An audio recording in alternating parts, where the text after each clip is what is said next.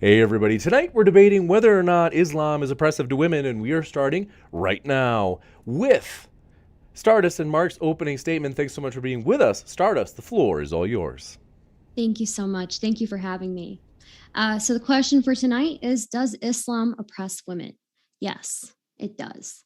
When I argue that Islam oppresses women, I think it's important to note that I don't reserve this criticism for Islam alone. Almost all religions oppress women and put them in a secondary status to their male counterparts. Many Muslims will point to the ways in history where Muslims gave more rights to women than other religions, and when it came to the ownership of land and other rights, etc. My argument against this is that the world has changed, and even with that in mind, the standards of the past are what they are and are still inadequate in today's world. For today's debate, we can look at specific passages from the Quran that enforce the inequality of men and women. For example, the Quran in Surah 2223 says, "Your women are your fields, so go into your fields whichever way you like." Islamic scholar Syed Abdul Madadi said the following of the verse: Allah has not created women merely for the enjoyment and entertainment of men. The relation between the two is as serious an affair as that of a farmer in his field. The farmer does not go into his field merely for recreation and enjoyment, but for cultivation to get produce from it. In the same way, a man should go into his wife to produce children. So basically, what I read from that is that a husband is entitled and given a duty to be intimate with his wife in the way that a farmer with their field. There's also the Quran in Surah 2228 that says, "Wives have the same rights as the husbands have on them in accordance with the generally known principles. Of course, men are a degree above them in status." There's also Surah 434 that says men are the managers of the affairs of women because Allah has made the one superior to the other. There's also the issue of men getting double a share of an inheritance over that of females in Surah 411. There's the fact that a woman's testimony is worth half of a man's testimony in Surah 2282. A wife may remarry her ex-husband if and only if she marries another man, they have sex, and then the second man divorces her. And that seems like I can't seem to understand why that is a requirement. Regarding prisoners of war and slave, the Quran in Surah 424 says, "Forbidden to you are wedded wives of other people, except those who have fallen in your hands as prisoners of war."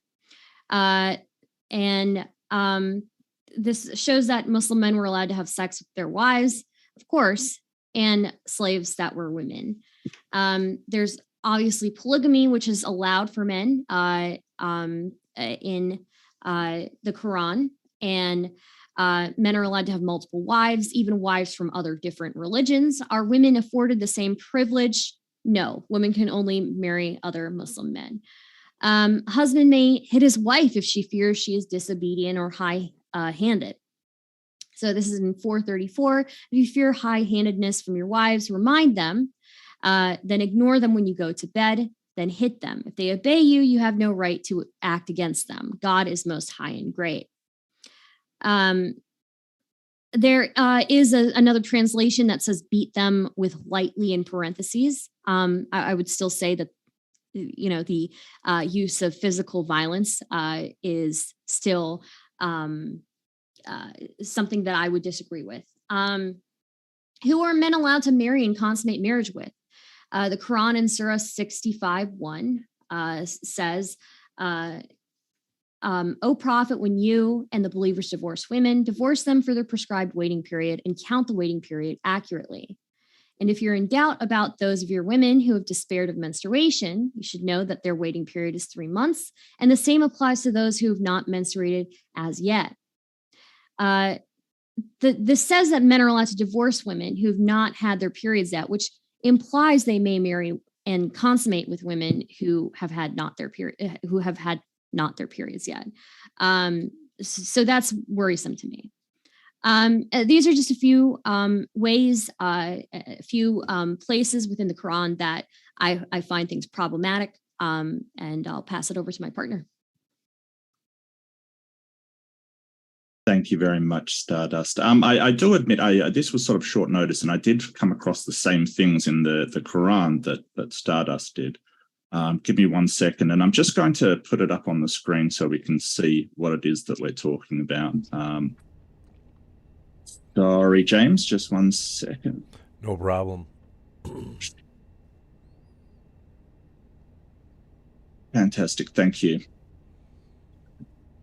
So quickly, we'll just go through. First off, I do want to give a sort of definition of oppression. So what are we actually talking about when we're talking about oppression? Oppression is basically the devaluation of a segment of the population, in this case, the female population, in comparison to men, in order to deprive them of privileges and therefore power within a society. As a system, Islam performs this devaluation because of its holy book, the Quran, which is Sharia law is based upon. But the systems that interprets the Quran and issues fiqh, or precise jurisprudence in particular, is also not amenable to women in the power structure, and they're critically unrepresented.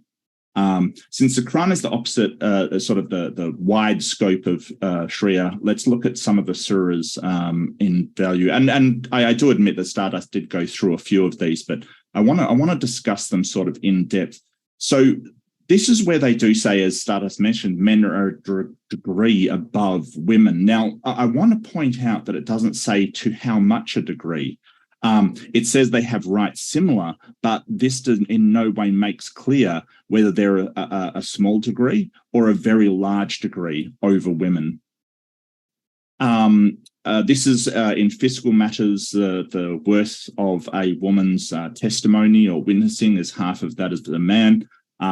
Remember that half part, it does come in back in later. But to sort of leap off what Stardust is saying, notice that it doesn't say if 2 men not be at hand, then 2 women will do, or 3 women, or 4 women, or 100 women. A man has to be involved somewhere. And that is a power inequality that takes the right of women to solidify and be witnesses by themselves. And this is the polygamy one, where you can marry 2 or 3 or 4 women. Do note that it does say you can marry the captives your right hands possess. So your right hand is your weapon hand. It's the captives you have won by the sword. And basically, you can marry them if you do want to. And do keep that in mind as well. We'll get back to that later. This is the inheritance. This basically says that the women will be given only half that of any son. The daughter will only be given half of that of any son. This creates financial inequality, as most of the wealth will be passed down to the sons instead of the daughters. It may seem innocuous that, that's, sort of, they're giving them something, but it's a clear indication that women are devalued within Islam. Let's touch back on that your right hand. So this is you're forbidden to marry all married women. So what this basically says is that you don't touch a married woman unless you have one of your enemy's wives, and then you can ignore their marriage. You can basically say, hey, that marriage doesn't matter. You can just ignore the marital status, even if that person is still alive, if it is a result of war. This clearly states men are in charge of women, and it also admonishes women to be obedient. This is where the power dynamic, the Quran clearly states for women to be obedient to the men and admonishes them. And Stardust touched upon the whole beating thing. Now, even if this beating, and it's usually not, but even if this beating is even ceremonial, the simple act of being able to physically admonish your wife or your partner or a woman just shows the power dynamic inherent within this religion. It shows that as a man, you can beat a woman. As a woman, you cannot admonish or beat a man. And we touched on this as well. This is particularly nasty. Basically, those who have not menstruated, you can divorce them. It clearly says that, the men can marry a girl who has not menstruated, i.e. one that has not reached puberty. So, this is a particularly nasty system here. This is probably the origin of the whole idea of where the veil and sort of covering up comes from. There's a concept of nakedness, and it calls for women to cover themselves. It claims that this is for the sort of respect of women. However, it's clearly a power imbalance, and men aren't required to cover themselves as women are. And only in the most progressive societies, women are allowed to lead prayer in Islam. This is basically just for a bonus. I thought I'd add the hadith where wearing the veil comes from. While not part of the Quran, obviously, it is from the hadith. And now, how are these interpreted? So the way that these are interpreted with Shia, it's basically the imamah that decides how this is interpreted, and they're supposed to be Islamic prophets that have successors of male descendants. And this is how they preclude women from participating in the interpretation of the Quran and the Hadith. So that's within Shia. In Sunni, it lies with the ulama, which is sort of the wise and knowledgeable people in the community. But the problem is that women are often very restricted from participation. There's severe underrepresentation within most communities. So men generally will hold the power, and they'll prevent women from gaining power, getting into the ulama, and therefore being able to make decisions by themselves. And I just, as a last thing, I do want to point out, and Stardust touched upon this, that none of the progressive things happening in Islam is because of Islam itself. The problem is that Islam has had to be forced to basically come up to speed with secular law. And Sharia by itself does not adhere to women's rights, to feminine rights. There is a movement, Islamic feminism, but they are generally resisted by the rest of the religion, have had to fight tooth and nail to get there. So it is not Islam that is becoming up to date by itself. It is only because they have been forced to, which means that the religion itself is not progressive. Thank you. You got it. Thank you very much for that opening, Mark. We are going to kick it into the openings from the other side as well. But before we do, kick it over to Muhammad and Hussein. Want to say, folks, if it's your first time here at Modern Day Debate, I'm your host, James Coons. We are a neutral platform hosting debates on science, religion, and politics. We hope you feel welcome no matter what walk of life you are from. And got to tell you, folks, we are thrilled to announce our third conference has been set for Saturday, April 22nd. You don't want to miss it, as you can see at the bottom right of your screen. DebateCon 3.1 is going to be in Fort Worth, Texas this spring, April 22nd. You don't want to miss it. Then we're going to have our second part, which is political debates, out in June. So this first one, DebateCon 3.1, is all religion debates. In fact, you might be wondering, well, what kind of topics are going to be there, James? Let me show you. We are very excited about this. This is going to be one of the bigger debates in a long time. Daniel Hakikachu and Mike Jones debating whether or not child marriage is morally acceptable, the Quran versus the Bible. You don't want to miss it. It's going to be controversial. It's going to be huge. Hit that subscribe button if you haven't, and we'll get you more details on that conference shortly as we're still finalizing the debate card. With that, thank you very much, Muhammad and Hussein. We're thrilled to have you with us. The floor is all yours. Hello, everybody. Thank you, James, for having me, and thank you, Modern Day Debate, for hosting this. In the name of God, the merciful, the benevolent, Peace and blessings to the messenger.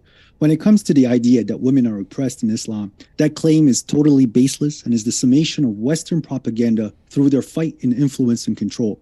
In fact, as my opponent stated, Islam liberated women, gave women the rights they deserve as females, nothing more and nothing less. Western society saw the rights that women enjoyed in Islamic societies and pressed to earn the same rights that the Quran promotes. However, because they don't have a rigid, structured system that is found in the Quran, and that they are a heedless society, they decorated falsehood with the truth and began to market empowering women as women's right, which is far from the truth and they shouldn't have been intertwined. Islam's discipline and hierarchy structure, which clearly defines the roles of women, shielded our community, and especially our daughters, from the self-oppression due to the empowering women movement. To prove this, it's quite simple. From a historical point, the Ottoman Caliphate, which was the last theocracy that adhered to Islamic law on a state level, was the cause of disdain for many foreign women that visited the empire. Asli Sankar, who is an American-born researcher, spent 20 years investigating the life of women in the Ottoman Empire, states that even the foreigners who disliked Muslim society and bared hostility towards the Ottoman Empire in particular, could not but admit that Ottoman women enjoyed much more freedom and were way more respected and loved than their European counterparts. There's a Quranic law that states that if a man gives anything to one of his wives, he is not allowed to take anything of it back, other than if the wife committed a clear immorality, like infidelity, or if she willingly and wholeheartedly gives that item back. Islamic courts upheld this value and considered the sacredness of the half of the household that's under the wife's possession. And if she was divorced or widowed, that house is her property, as the Quran states. Lucy M. Garnett, who in 1909 wrote, with regards to legal status, Turkish women already possesses the legal, personal, and proprietary rights necessary to give them a social position equal, if not superior, to that of European women generally. Point B, the Quran has a structure to not only liberate women, but also to protect them. There's a direct correlation that when you increase security and technicalities of protection, that you have to sacrifice comfort and ease.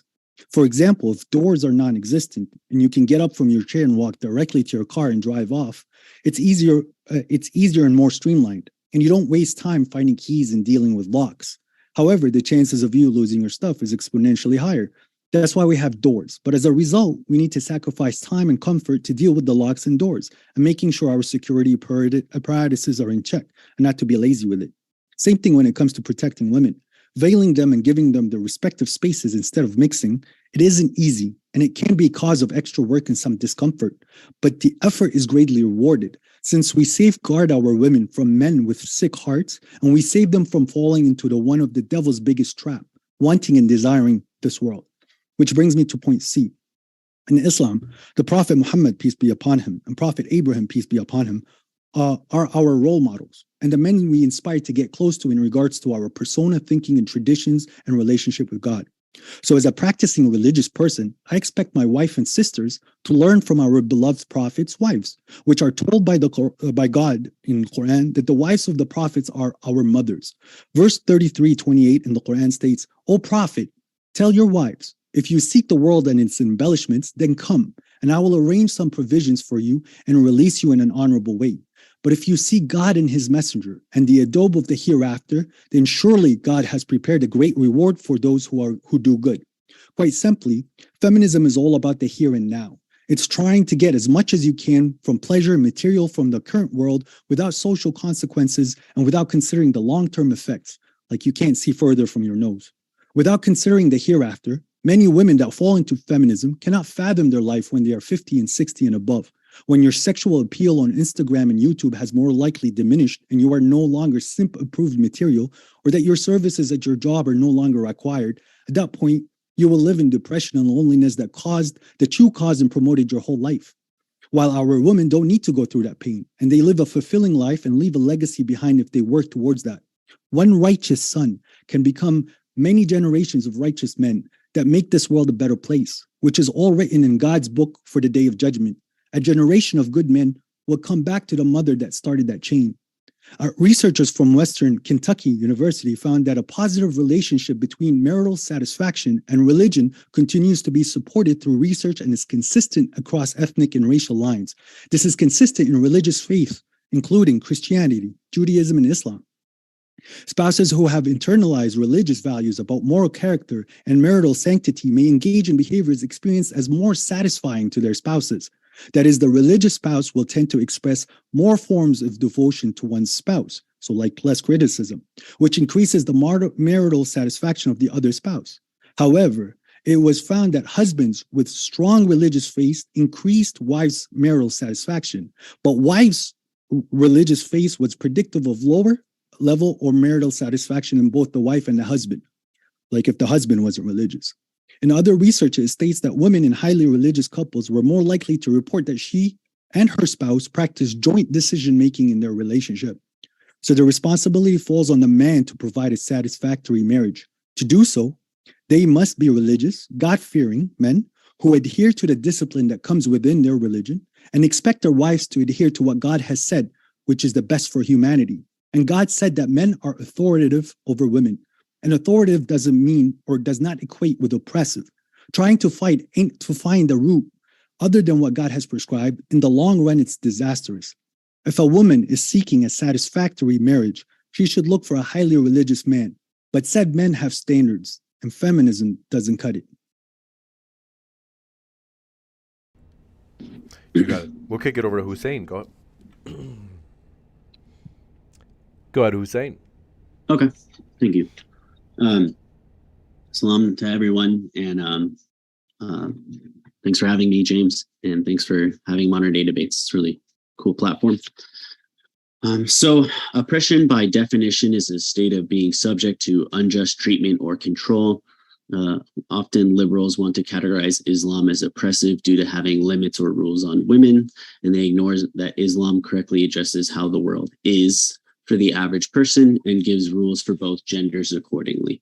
Rules in and of themselves are not inherently oppressive. They need an aspect of unjustness. So, for example, I really love sports cars as a car enthusiast. I would love to drive 80 miles an hour, wherever I'm going, but it wouldn't be oppressive to limit my speed due to society at large needing rules to safeguard people and coerce them to behave in a responsible way. Islam does just this, and it does not impress women because it fundamentally is just in its treatment of both genders and their needs in line with human nature. In contrast, it's actually feminism and liberalism that oppresses women by going against their inherent nature. So both sides of this argument like to use coercion and social engineering or stigmas to get their desired results. However, liberalism themselves, the policies and stigmas in place are essentially in order to achieve like an end goal.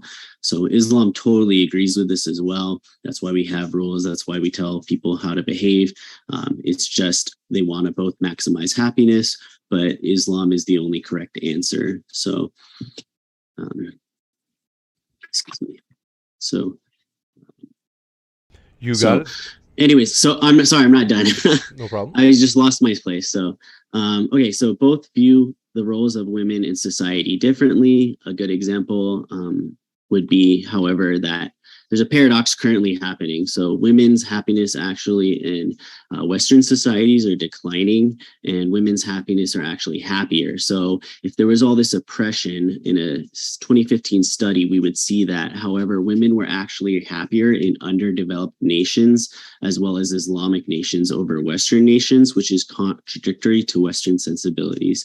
Another study in 2016 found that women who were mothers had a higher life satisfaction overall than non-mothers. So pretty much women naturally, on average, want to be mothers. An Australian study as well found that it's good for women's health. 74% of them still wanted to be mothers, despite Australia being a highly liberal society. And there's that same study found that postpartum mothers had the highest rate of life satisfaction. So it intrinsically showed that women feel the most fulfilled by giving birth. There's numerous studies that conclude essentially this.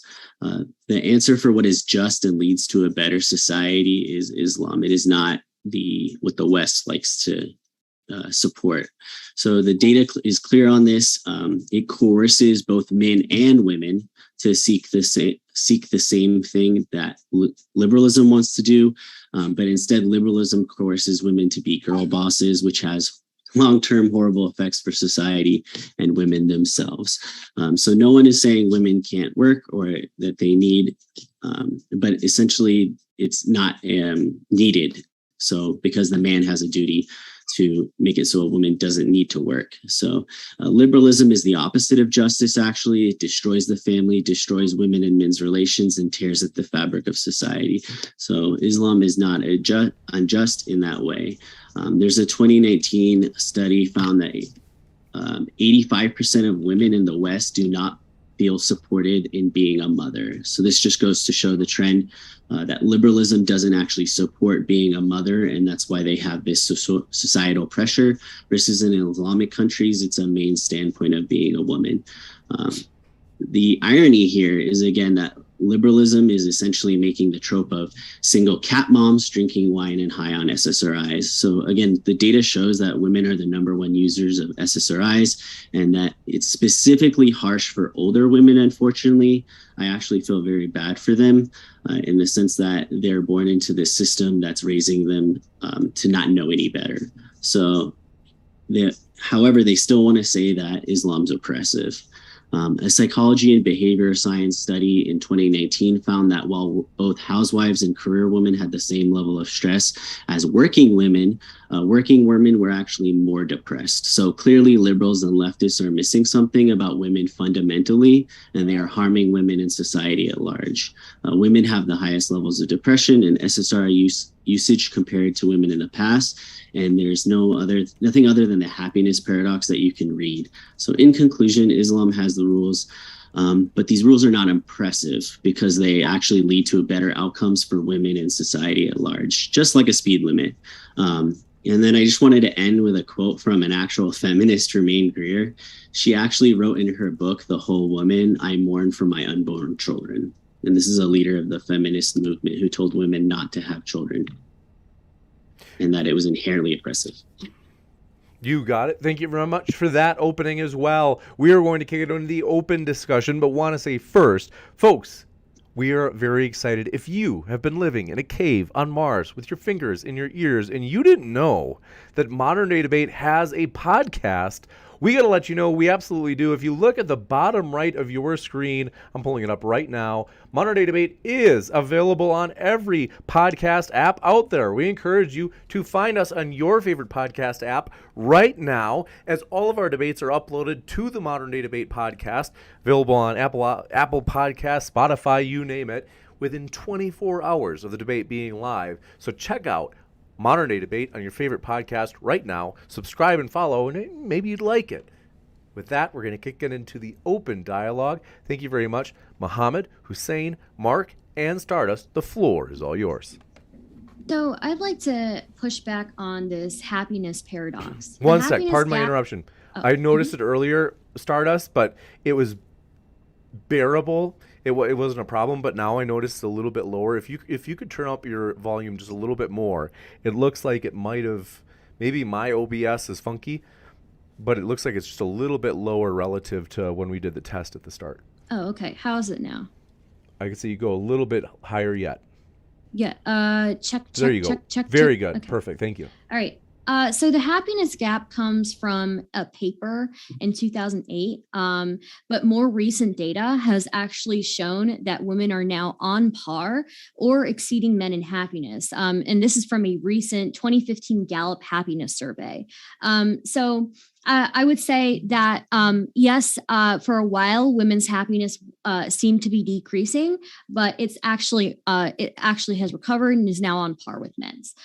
Secondly, I would say that this idea that feminism is anti-family is a complete myth. The earliest the earliest versions of feminism were very pro-family, advocated for family rights, advocated for parental leave for not just women, but for men too, right? Feminism initially was a very pro-family movement. It also advocated for equal parenting, which is beneficial for children, and it advocated for men to be more involved in their children.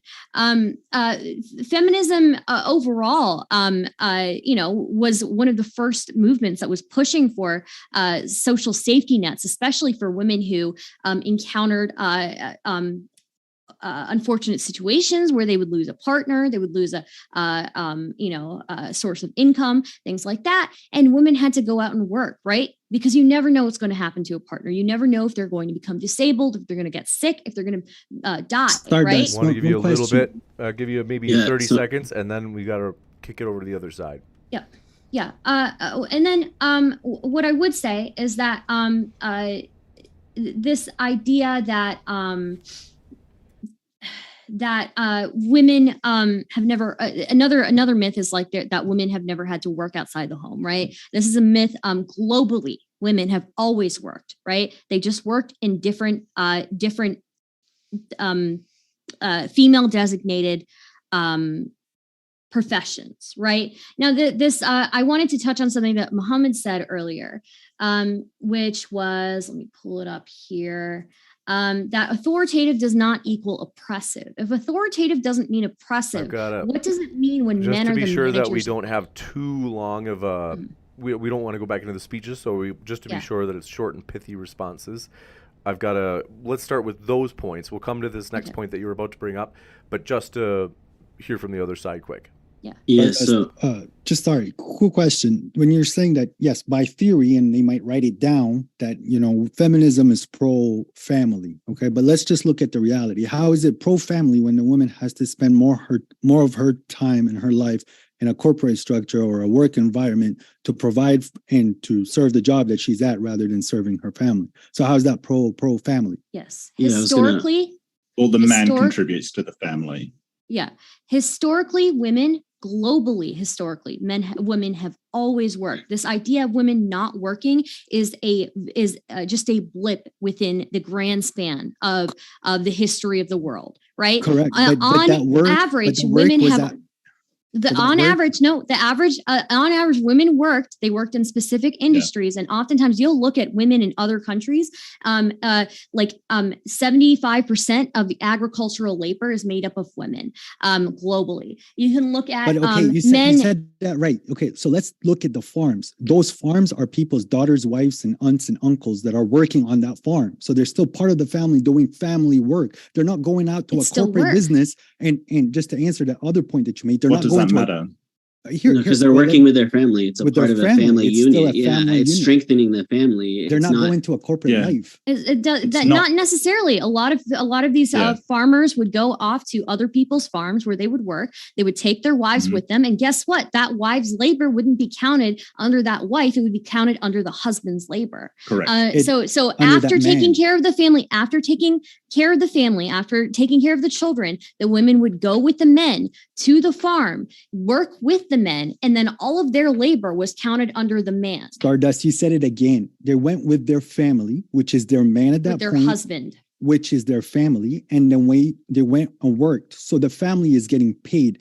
As you said, for the longest time in history, the man is the centerpiece of the household. So when it's under the man, it's the man and his kids and all the people around him. But also, to answer another point to you, now here's a question. If the CEO is at a certain position in a company and the CFO is in a different position in a company, right? Because the CEO has more authority, therefore the CEO is oppressive to the CFO because the CFO doesn't have the ability to kind of trump in certain decisions.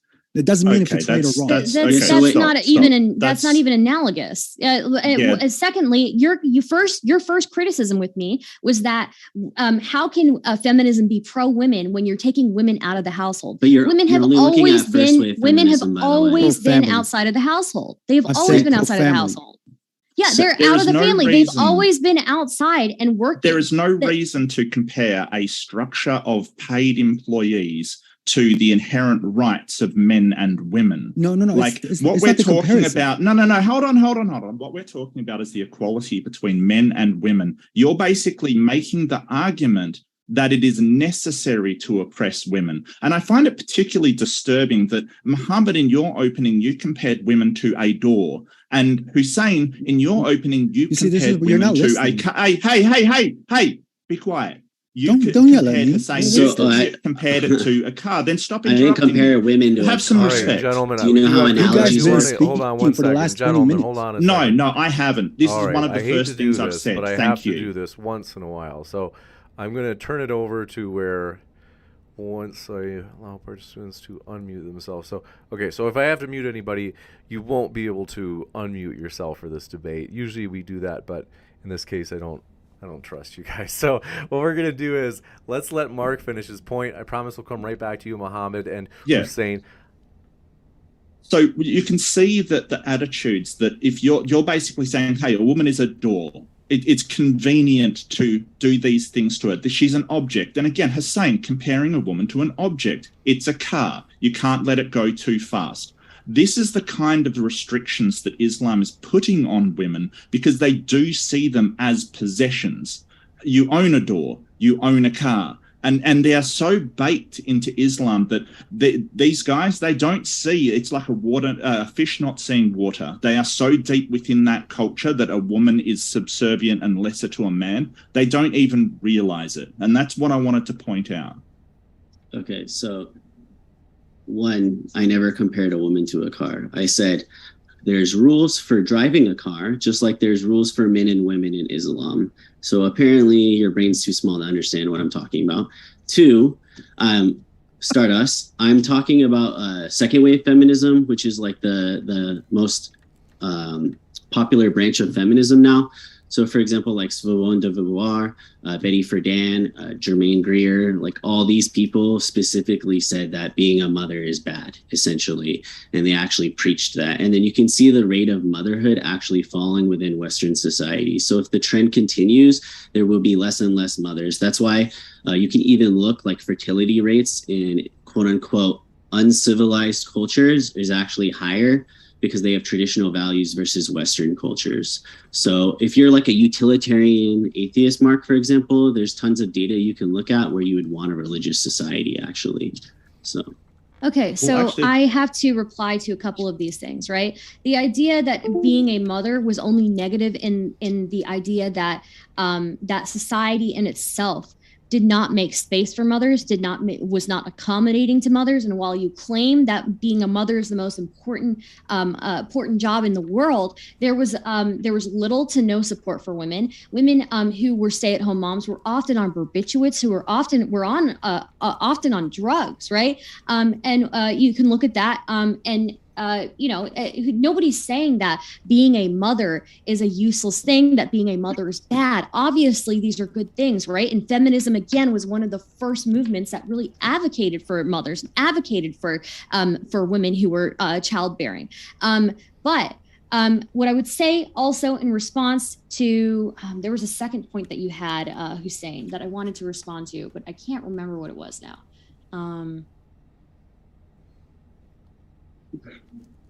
Anybody remember what the second point was? Women aren't cars; they're people.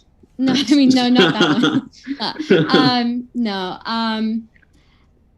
one. I don't remember what the second point was. I don't remember what I was going to say, but I will say that again, even women who worked in tailoring, who worked in childcare, who worked in women's specific industries, were leaving their families to go and work. So it's not new. Women leaving their families to go out and work and help contribute to their family is not anything new. So do you guys, do you think that like Islam just says women can't work and that's why it's oppressive? Like what exactly? No. Okay. No, but Islamic cultures have instituted things that have put the man in control of the woman working. So I believe in Iran, I think it was, for 70% of the population was men, while women found it very, very hard to get work. And in most businesses that employed women, you needed the permission of your husband to work. And so what it sounds like to me And sort of what you're saying with this speeding analogy and you're placing restrictions on women and sort of calling them just, and you said it was just to do so. But our understanding of justice is an equality one. So you seem to think that because you restrict women, you're being oppressive, but that oppression is a necessary oppression. It's something that you are forced to do because of what you said was the inherent nature of women. And if women were not meant to go out and pursue other things beyond family, why do we spend a third of our lives past our reproductive years? It makes no sense. If you spend a third of your reproductive years are past the age of which you can bear children, obviously women are meant for just more than just that. I think you guys have like a very skewed view of like Islamic societies. No one is saying like you can go to Arab countries and women are doing community service. In fact, they're told by the Prophet, peace be upon him, to do community service. It's just the fact of the matter that it's on average better for women while they're childbearing years to be at home. So there's an economic efficiency argument. So for example, in Europe, it's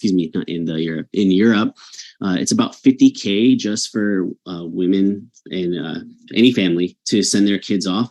And the average salary in Europe is only 33K. So women are actually losing, and they're making their family lose money by going into the workplace.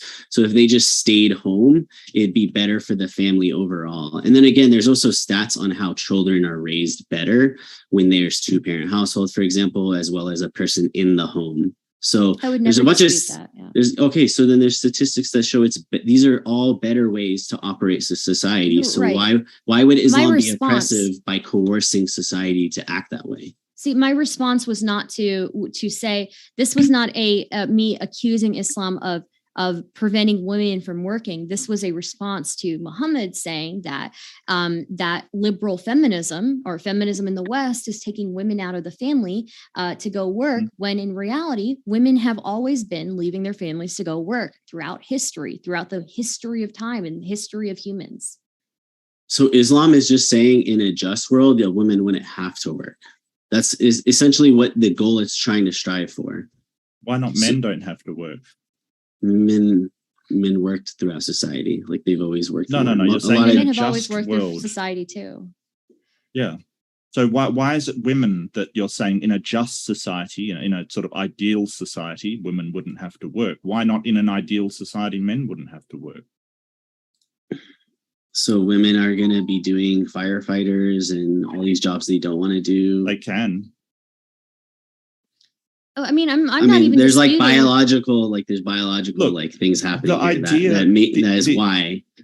The idea that women can't do most of the jobs men can, and I grant you, men are generally bigger and stronger, so there are some jobs more suited to men. But the idea that a woman can't drive a truck or operate mining equipment, we don't use like sheer brute strength anymore. We use machines. The days of being big and strong to be able to work are over. I'm really sorry, it's dead, it's over. We have machinery automation now that does all of that. And plus, most jobs now are actually in the sort of service fields and things like that. So there's no so why not in an ideal society are the men staying home? Why is it the women's fundamental nature that you're appealing to? And I would also say that on Mark's point, the one thing that liberal feminism has advocated for has been parental leave, especially during the around the time of pregnancy for both women and for men. Mm-hmm. And I do want to push back against this idea that sort of just to Islamic be sure, hold on one second. Just to be sure, I would do what you're doing, Mark. I just keep going, or I should say, I would try to make a point, but I want to be sure, Muhammad and Hussein, if you had a point, just because I know that sometimes debaters are sometimes more mellow and they're just kind of like they're waiting for a really clear and obvious opening. But feel free to interject because both Mark and Stardust had made a point. Muhammad, we can't hear you. Sure. You might be on mute. You have to unmute yourself, mate. Let me. I don't. I think. Oh yeah, I think what's happened is since you guys can't mute, you I wasn't can't able to unmute. unmute yourselves because I deselected that because it got rowdy at the start. Once you guys mute yourselves, then I have to actually manually go in and unmute you. So just so I'll unmute everybody right now just to be sure. And I think yeah. So go ahead though, Mohammed. It looks like you had a point.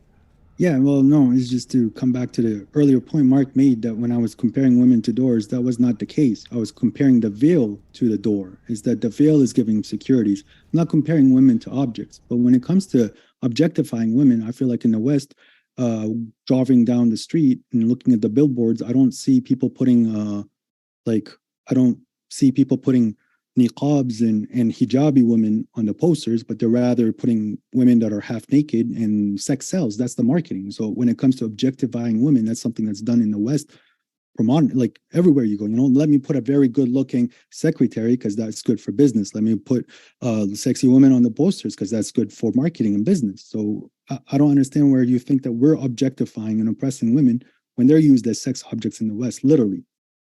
Mohammed, and whenever you guys are sorry, you paused there. Yeah, sorry, because I just wanted to add something. I would like to take some opportunities to go over some of the verses that you guys pointed out, because there are some inconsistencies with what you said. But let's just discuss this point. Well, yeah, you brought up a point. Could you tell me what Taharush Jamai is?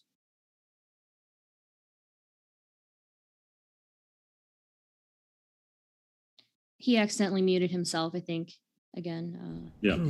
No problem. Well, in the meantime, want to remind you folks, if you have not yet hit like, we do appreciate that support. And I just clicked unmute on Mohammed. Sorry, I didn't think you were going to keep that feature. Mark, sorry, what was your question? Because I didn't understand. What's Taharush Jamai? I'm understanding Jamal, which is like the group, but I don't know what the first one, Taharush. Yeah, so it's basically a coordinated attack by Muslim men on non-Muslim women not wearing a hijab. A reporter called Lara Logan suffered this attack in Egypt in 2011, where the entire crowd of Muslim men will surround the woman and basically sexually assault her. And it's seen as a game in Islam because the woman not wearing a hijab is considered an enemy and therefore completely accessible by the Muslim men. So this has been reported by many people in Islamic countries as being a sort of practice that the Muslim men participate in. Mark, I would love to see the sources of what you're saying, because I personally have cousins and sisters that don't wear the hijab, that literally went to Egypt last year and nobody did whatever you said, because I haven't even heard that term, taharush al-jama'i. Like that, what you're saying there is just a little bit of propaganda and maybe like one story that went viral that this is all of Islam. This isn't Islam. And plus, you need to understand there's a difference between Islam and Islam's law and what Arab and societies are doing. There's a separation between religion and what society is doing nowadays. Well, there is nothing in Islam. There's no Islamic doctrine. You pointed out what was happening in the West, so why don't we get to point out what's happening in the Arab world? Because we're discussing Islam. Islam is international. It's not just Arabs. That correlation between Arab and Islam is a failure. But you're sort of saying, hey, women are put up on billboards in the West. You're sort of saying, well, Islam would, that doesn't happen in Islam. Correct. But horrendous things do happen in Islam, and you're not bringing up any of those. You're specifically picking on the things in the West while ignoring all of the stuff that happens in Egypt, and this was in Egypt. Yeah, this is a comparison. Egypt. So this is a comparison between. This is a comparison. You brought up the secular world, the secular society where certain things happen with women, right? So I think it's fair that we bring up like Islamic societies that exist that where certain things happen. Okay, but these Islamic societies are not adhering to proper Islamic laws, because the same billboards that I see here in the West, now that there is a lot of Western influences, I'm seeing the same billboards in Egypt and I'm seeing the same billboards all over the world. But the West doesn't have this particular problem of this practice. And I've put in a news article. From Word of Buzz, a Word of Buzz news article that says Tahashur Jama'i, a practice where women are openly raped. I've never heard or seen this live, nor if that's a problem. And by the way, in our country, in Syria and other countries, if there is a rape, not even like this to the extreme where there's a lot of people, that person is done. There's not even jail or that person is done. There is no rape or open rape in where we're coming from. That's from a culture point of view. But in a religion, there is no rape. And like here, you guys, for example, Mark, you put verse 4:11 about the inheritance. So you're saying that the women inherit double the man, but then you didn't finish the verse. No. I'm saying the men inherit double the women. Sorry. The man is inheriting double the women, but you didn't finish the verse writing it, and I seen it get off when it says, if the guy doesn't have a son, nor any brothers, and his parents inherit him, the mother gets double the dad. So that's the women getting double the dad at that point. That's one. Yeah, sorry. And one other point I wanted to talk about. Yes, so the mother is getting double the dad if the guy doesn't have a son or he doesn't have brothers or sisters.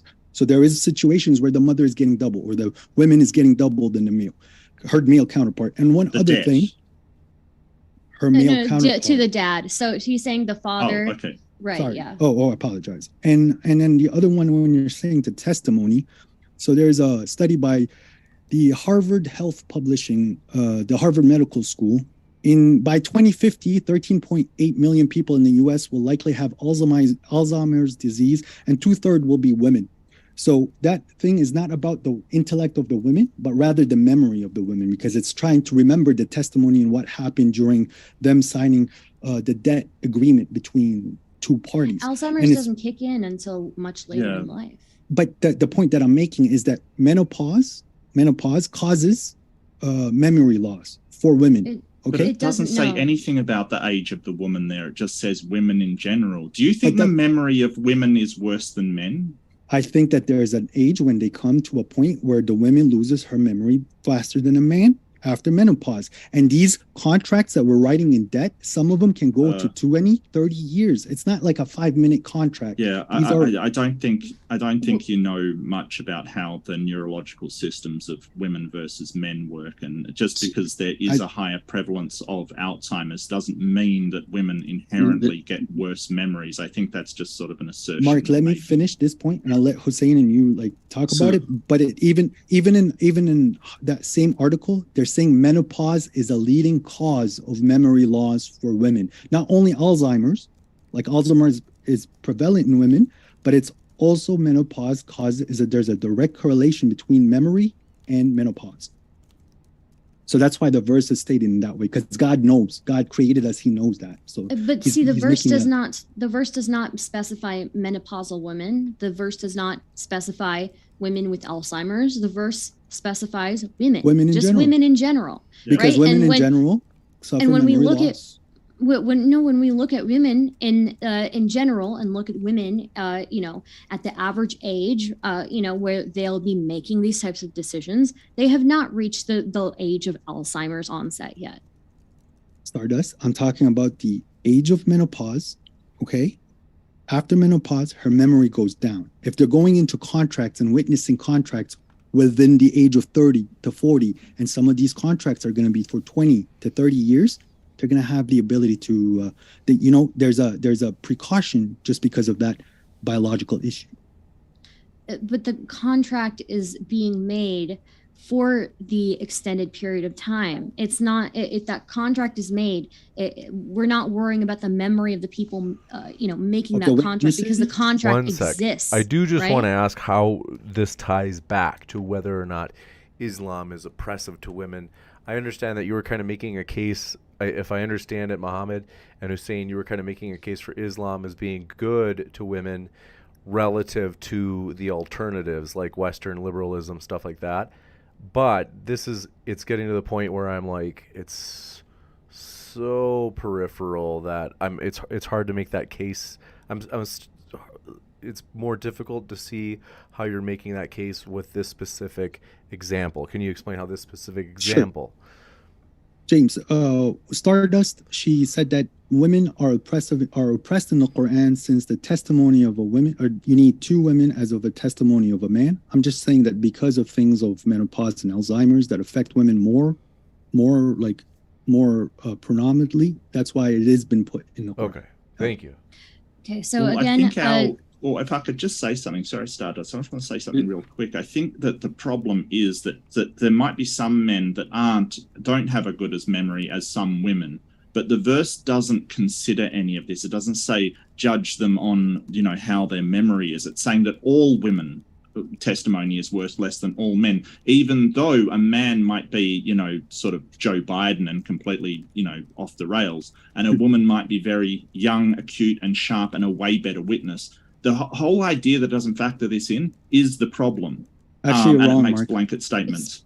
Sorry, it You're speaks Mark, about you're wrong. men and women in general. It speaks about men and women in general. And again, menopause, let me remind you, happens in the last third of a woman's life, right? Okay, but it's saying when it came to Mark's point, it's the people that you accept as witnesses. So I'm not going to accept Joe Biden with his memory problems as a witness, but it's also making stipulations, general statements on the course of humankind or mankind. And it's very clear scientifically that women suffer more problems with memory loss than men. It doesn't mean that men doesn't have memory loss, but it's more prevalent in women.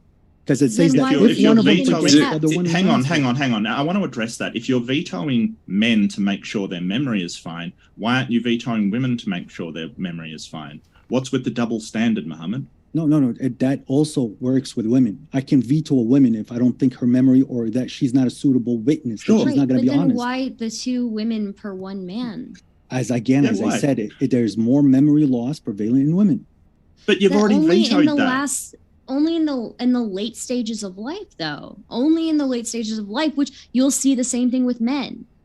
Okay, but it's not just, I'm telling you, menopause is not the late stage of life. She's 40, 50 years old when she hits menopause. She's not 60, 70, 80. How bad is that memory loss? How bad is the memory loss on menopause? Is it comparable to Alzheimer's? Absolutely not. We're talking about truth. We're talking about truth. There's memory loss. Yeah, but you're talking about memory loss in comparison. Menopause's memory loss versus Alzheimer's is completely incomparable. I was giving you the statistics where that women end up having more Alzheimer's, and I'm showing you another statistics that women suffer memory loss through menopause. So it's a stage that just keeps getting worse. But the menopause is unrelated to Alzheimer's. It is unrelated to Alzheimer's. Alzheimer's is a disease of its own, unrelated to that. I'm making 2 points about the same topic. Yeah, it's not about the relation. You don't understand neurology and the connection between them. There's no connection between menopause and Alzheimer's except for that as you advance in age, they begin to affect you. So you've said, hey, Alzheimer's affects you later in life, menopause affects you later in life, they must be connected. No, they're not. And the whole idea that just because some women have a memory degradation past menopause, that we should blanket sort of treat all women as half as much as men is just a complete misunderstanding of what those studies are saying. Mark, for the 3rd time, I'm not correlating, that menopause with Alzheimer's. That's not what the correlation that I made. But you're right, there is a statement, there's a blanket statement that women suffer with more memory loss than men. So that stipulation in the Quran protects us from that. That's it. Yeah, so it makes women lesser no matter what. So the whole idea of equality, and I can't believe I have to explain this, is that we take people on the traits that they have, not saying, hey, you're part of this demographic, therefore we're going to treat you as lesser because of the traits that I judge all of your demographic has. What we want to do is say, hey, is this woman intelligent, concise, has a good memory? Then yes, her testimony should be equal to a man's. That's the whole idea. And not doing that puts them in a lower social class that sort of says, hey, no matter how good you are, you might be have a photographic memory, your testimony is only worth half of that as a man's on the simple basis that you're a woman. That is oppression. Well, Mark, it's not oppression because it's what the reality is. It's not in regards that me being oppressive to women, but men and women who are both humans have the same rights as humans. So they're equally humans. But when it comes to male and female, they're not equal. To think that they're equal, that goes against just basic observation. That's like saying, like, an SUV and a hatchback, they're both cars, so they're both equally cars. But an SUV and a hatchback are not equal in their features and their packages and what comes with them. One has a little bit of a degree over the other one, and that's it. So the total package of male is not equal to the total package of females. And a male has a little bit more favored than a female, just biologically, mentally, and spiritually. Part of the reason, sorry, go if ahead, I can, just really quick, part of the reason why yes. you'll see Alzheimer's much more prevalent with women than men is because women live longer than men, and Alzheimer's is directly correlated with age, right? So is dementia, right? If women live longer than men, you will see twice as many women, or you'll see significantly more women suffering from dementia and Alzheimer's because they live longer than men. Men die before they reach that. So no, we don't agree. We don't agree. No, you didn't hear a word she said. I did hear what she said. She said that men live longer, therefore women live longer. Women live longer. Women live longer, and therefore because they're living longer, they suffer more of a memory loss because men are not alive to suffer it. But that's not true because I'm talking about the menopause. Memory loss from menopause is not comparable to dementia or Alzheimer's. It's not. Is it memory loss? Yes or no? As the science says, it's memory loss. So end of story. There's memory loss as you get older, male or female. But post-menopausal women, again, we spend a third of our lives post-menopause, and post-menopausal women are going out and achieving things every day. No, it's not saying that women, it's literally just a hadith that says when getting alone, there should be a second woman who can remind the other woman, because as women get older, surah. they have less, surah, they have less memory. Like, it's not. But that's not, it doesn't say that. It doesn't say about women specifically being older. It only says women in general. But God is considering that. God is speaking the truth. How do you know that? How do you know that that's what's being considered? I've actually read the Quran. You understand? God is in the Quran, does it specifically say about dementia or Alzheimer's? No, but God is clearly stating that God is clearly stating that women are more likely to suffer forgetting than men. That's what the statement is. So it's a stereotype statement. Yes, there are edge cases that God created and put as tests for people, and people who have more favor than other people. So obviously not all women are equal. There's women that are higher stature, people have more ability and more intellect than others. But as a general statement, women suffer with more memory issues than men. That's the bottom line. That's what God said, and you can't change that. So why, if God wanted to say it was because of menopause or Alzheimer's, why didn't he put that in the book? Because I'm giving you an apologetic, like a reason why it does fit with the narrative, but God has more than one reason. Yeah, so God is a narrative. I agree. But God in the Quran always gives general statements. He's not going into the specific of each edge case and any other possibility that it could occur. But he's saying God, as a general statement.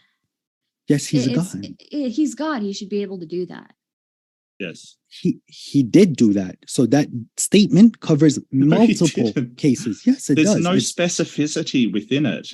Like a God could have been specific and said, hey, if a woman reaches this age and her mental faculties seem to be in decline, then we'll only allow them half as witness, while those of acute, intelligence can still bear witness just as much as a man. But they didn't. And that's not what he did. Like, you're basically saying that God was somehow restricted from doing this and had to make blanket sweeping sort of, misogynistic statements. There's no reason why an all-powerful God would have had to do that.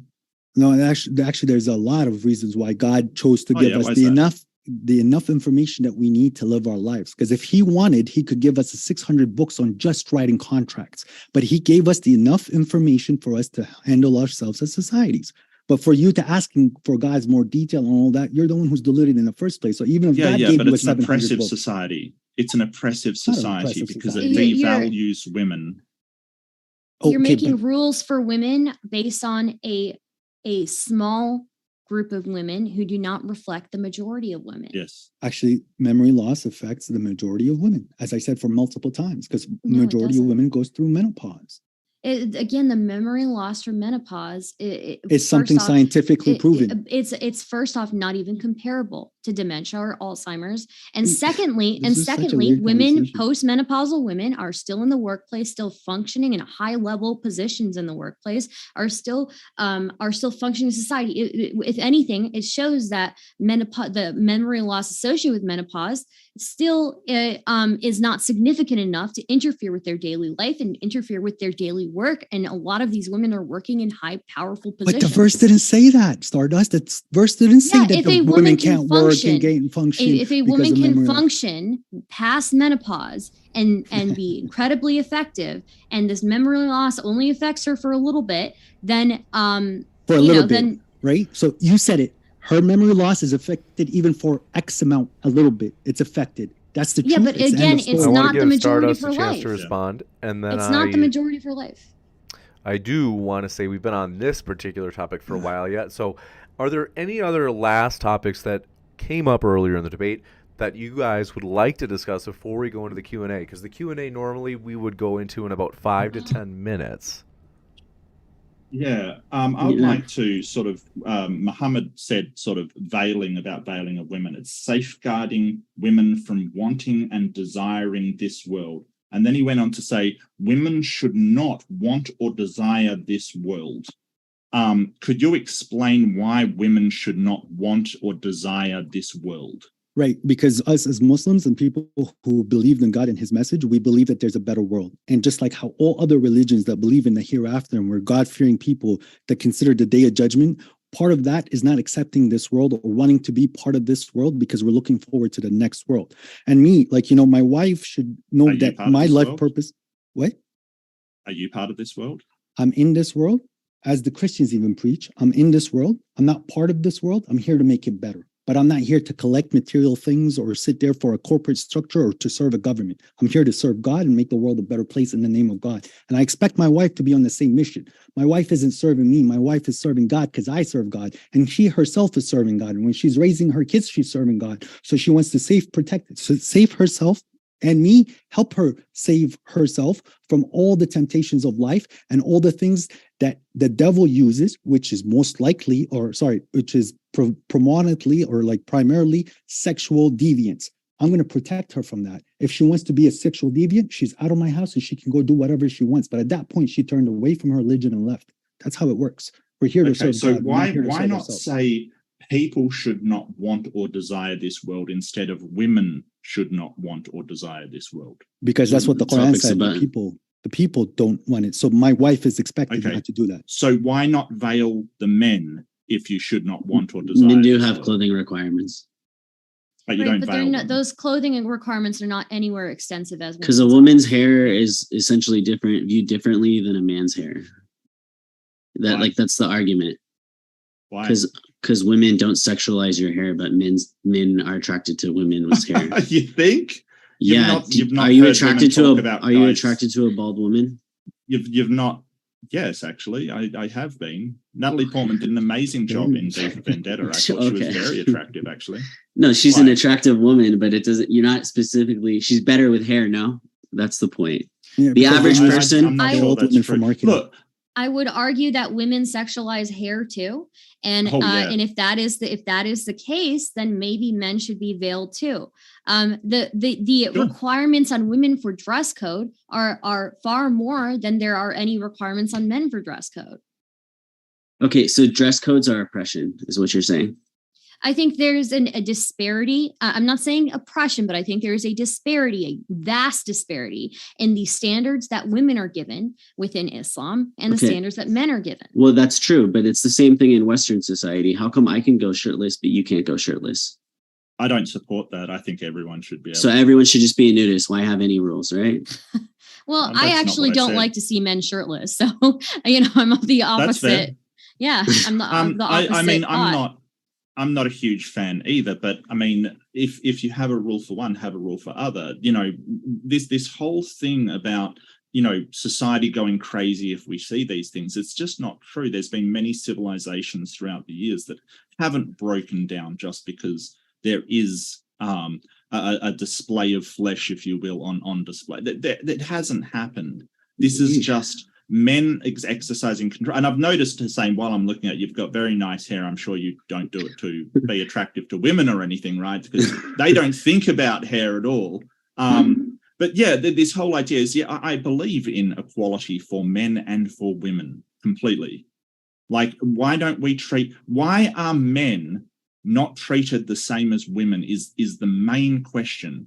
But this, because scientifically, Oh, here we go. religiously, Yeah, I'm sure there's and lots of science here. yeah, there's science proof, religiously, What proof? and in reality, that men and women are not equal in gender roles. and Okay, they're so different. if I can reply to this, Wait, you can look up I can- Simone de Beauvoir. She literally talks about this. She says that women are different than men, and she Yeah, no, literally has No one's misogynistic saying traits. we're the I same. will What literally say I am the first person to say that men and women are different. And that's okay. Men and women are biologically different. That is fine. But that should not restrict the ability of men or women to seek what they want in society and seek what they want for their lives. We shouldn't like these. They're obviously common sense things, right? Men are going to be on average stronger than women, right? They're going to be more capable of doing these hard labor jobs. But that doesn't mean that we restrict a woman from ever going into that job. That doesn't mean that we, restrict men from being more nurturing, right? Again, and then I would say that that women, may be sexualized based on their hair. But men are too. Men are sexualized too. Mhm. We've seen it. But the way that If we're going to hold one standard to women, we should hold the same standard to men. No, that's not true. You can't. Why would you hold the same standard to men when the women are the ones who get abused when it comes to certain sex things? Yeah, so it's the rate is more against the women than the the women. way We have- sexualization works and is done We- throughout societies is different. Like We the have fact of a- the matter is, women and men are just different, and you guys admit Men- that, but you're just mad that there's more clothing required for women. No. biological- I Even admit in a that workplace, I'm even in a not even mad. workplace. I'm not even mad, right? But women and men, they're different. Yes, 100%. Right. But that doesn't mean that we create unfair requirements for one group and not for the other. It is- We want to make sure that these requirements are fair, right? We want to make sure we have protections in place for the weaker people in society, the more vulnerable people in society, right? But those protections should not be ones that limit the autonomy of somebody else. But the veil Stardust- is protection. Yes, exactly. And It's here's not. another proof. Many women talk about that. Many women talk about how the veil prevents them. There's literally And Muslim nobody- women in no- Western cultures, and they say, "Oh, I'm treated better by Western men." So not just Muslim men, by Western men as When well. I wear a ski mask And- that only shows my eyes, and let me tell you guys, I used to do this. I used to wear a ski mask at night when I used to work at a really late night job.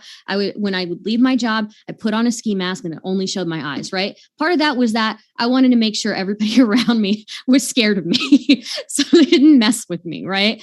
Well, So I I want to mean, say something. yeah. I want to say something. Hussein, no one's saying that women can't wear this if they want to. Like you're saying, oh, well, these women, they want to wear it. That's fine. If they want to wear it, that's fine. That's fine. But what you're talking about and that you're rapidly galloping away from is you are prescribing what they wear, whether they like it or not, which is a different situation. And we've seen the effect of some of these really oppressive systems of control in Iran, where they're currently having a full-scale revolt because of Islam prescribing these garments for them. Islam, like any system, says what you ought to do. So it's saying it's best, right? Just like Stardust, when she realizes, oh, it's unsafe for women to walk home at night. Maybe I should dress a certain way. She's making a proactive choice to dress and behave a certain way that would scare off people. That's what exactly Islam's saying. They're saying, oh, if you want to be taken seriously as a person, an individual, and not a sexual object, you should not dress provocatively. Here's the difference, right? Men and women both wear ski masks, right? But there is a gender difference in the way that that you will see women dressing, based on these standards in Islam, and that in itself makes you a target. If you know that only women dress this way, that makes you a target. Wait, what? Like I can distinguish a woman walking down the street whether she's dressed in an abaya or not. Like it's Yes, easy but to if tell. you- Right. Yes, but you know Yes. that So only how's that women, making people a target? you know that only women wear abayas. But it's a proven fact that women that are wearing abayas and hijab, they get catcalled a lot less than the people that don't. So there's a little bit less deviance. I'm not And saying why is that? Why is that? Because Because men are they pigs. look No, it's decent. because Islam supports that women not wearing the prescribed dress are women that are, I'm talking about the sort of West. immoral. I'm talking about the West. And to answer your point about Iran, okay, like I come Women in the from West. I like, will say can- women in the West who Stardust, can I wear. finish my point, please? Sorry, go ahead. So about your point in Iran, okay? So the only reason why these protests are happening is because Iran is having a very difficult time with the states, especially with what's going on in Russia. It's a politically driven protest, the same way it happened in Libya, in the same way it happened in Syria, and it's the same way it happened in Egypt. These are political issues that has nothing to do with Islam or the prescribed rules of Islam. But you want to go ahead and jump on the Islamophobia wagon that's happening. I would like to share my screen and I could show you a picture. Just give me 1 second. I want to show you a picture of exactly what's going on at a different time here. So share screen. So Masa Amini doesn't exist or No, something. Masa Amani exists, but she didn't die because of someone beating her. So if you could see, they're making the Islam, the person holding the Quran smaller than the woman.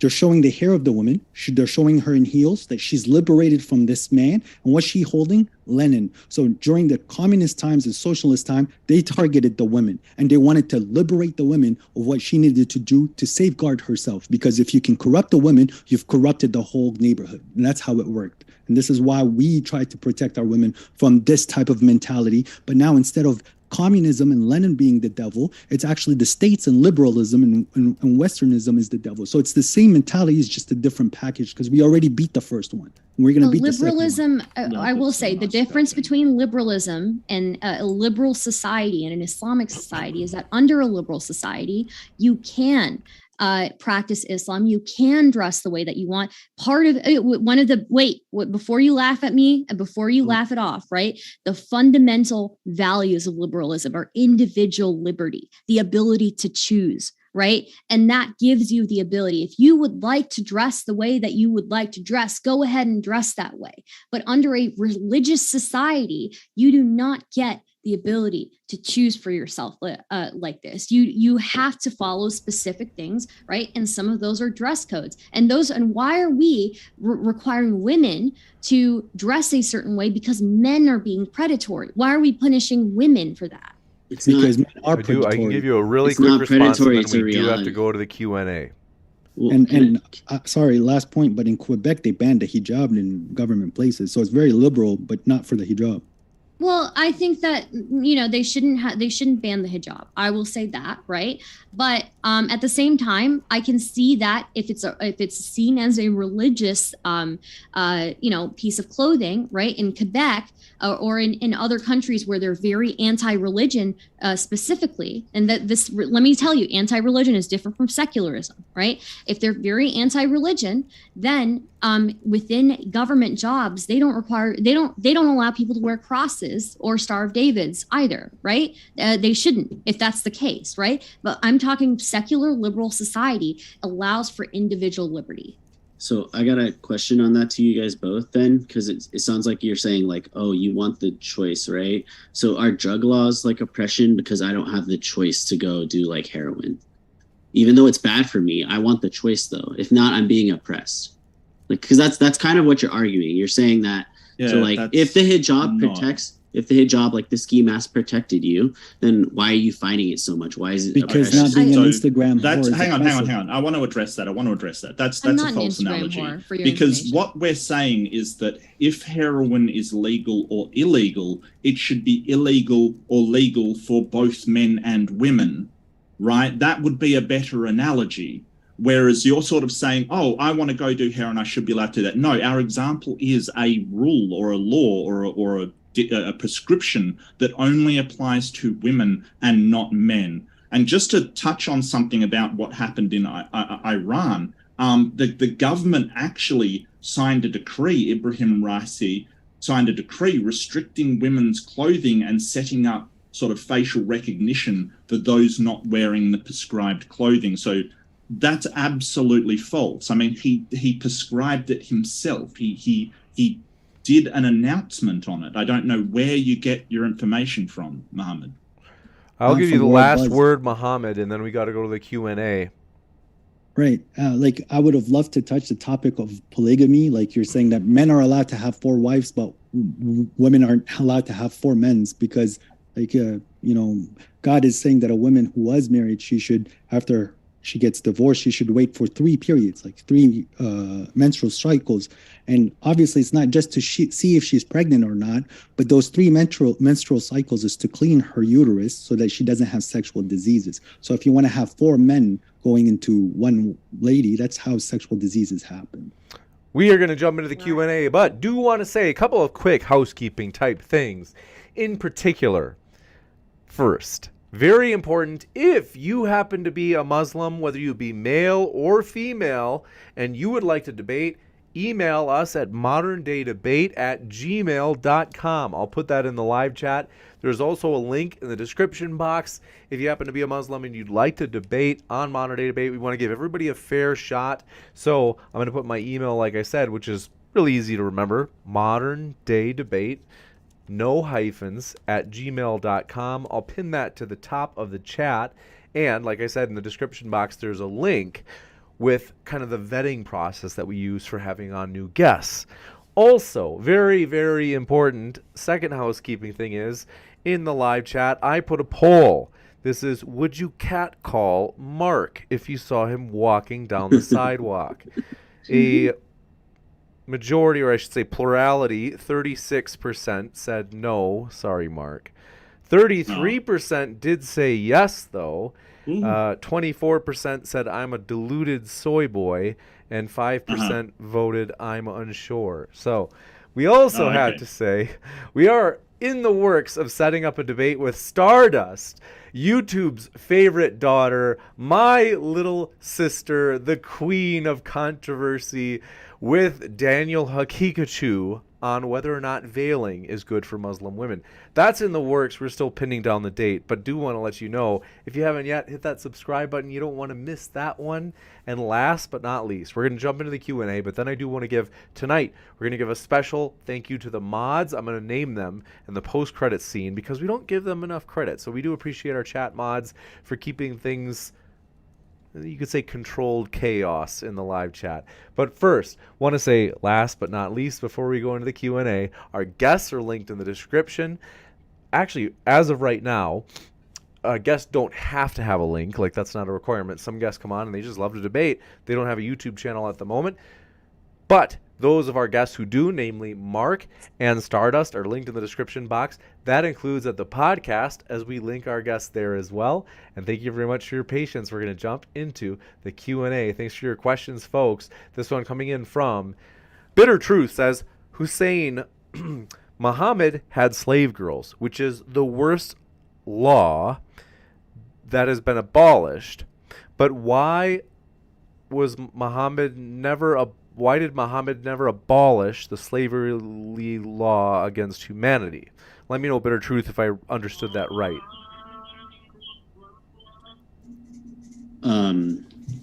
So he's saying, why did Muhammad, it sounds like he's asking why Muhammad didn't just outlaw slavery. I think that's it, yep.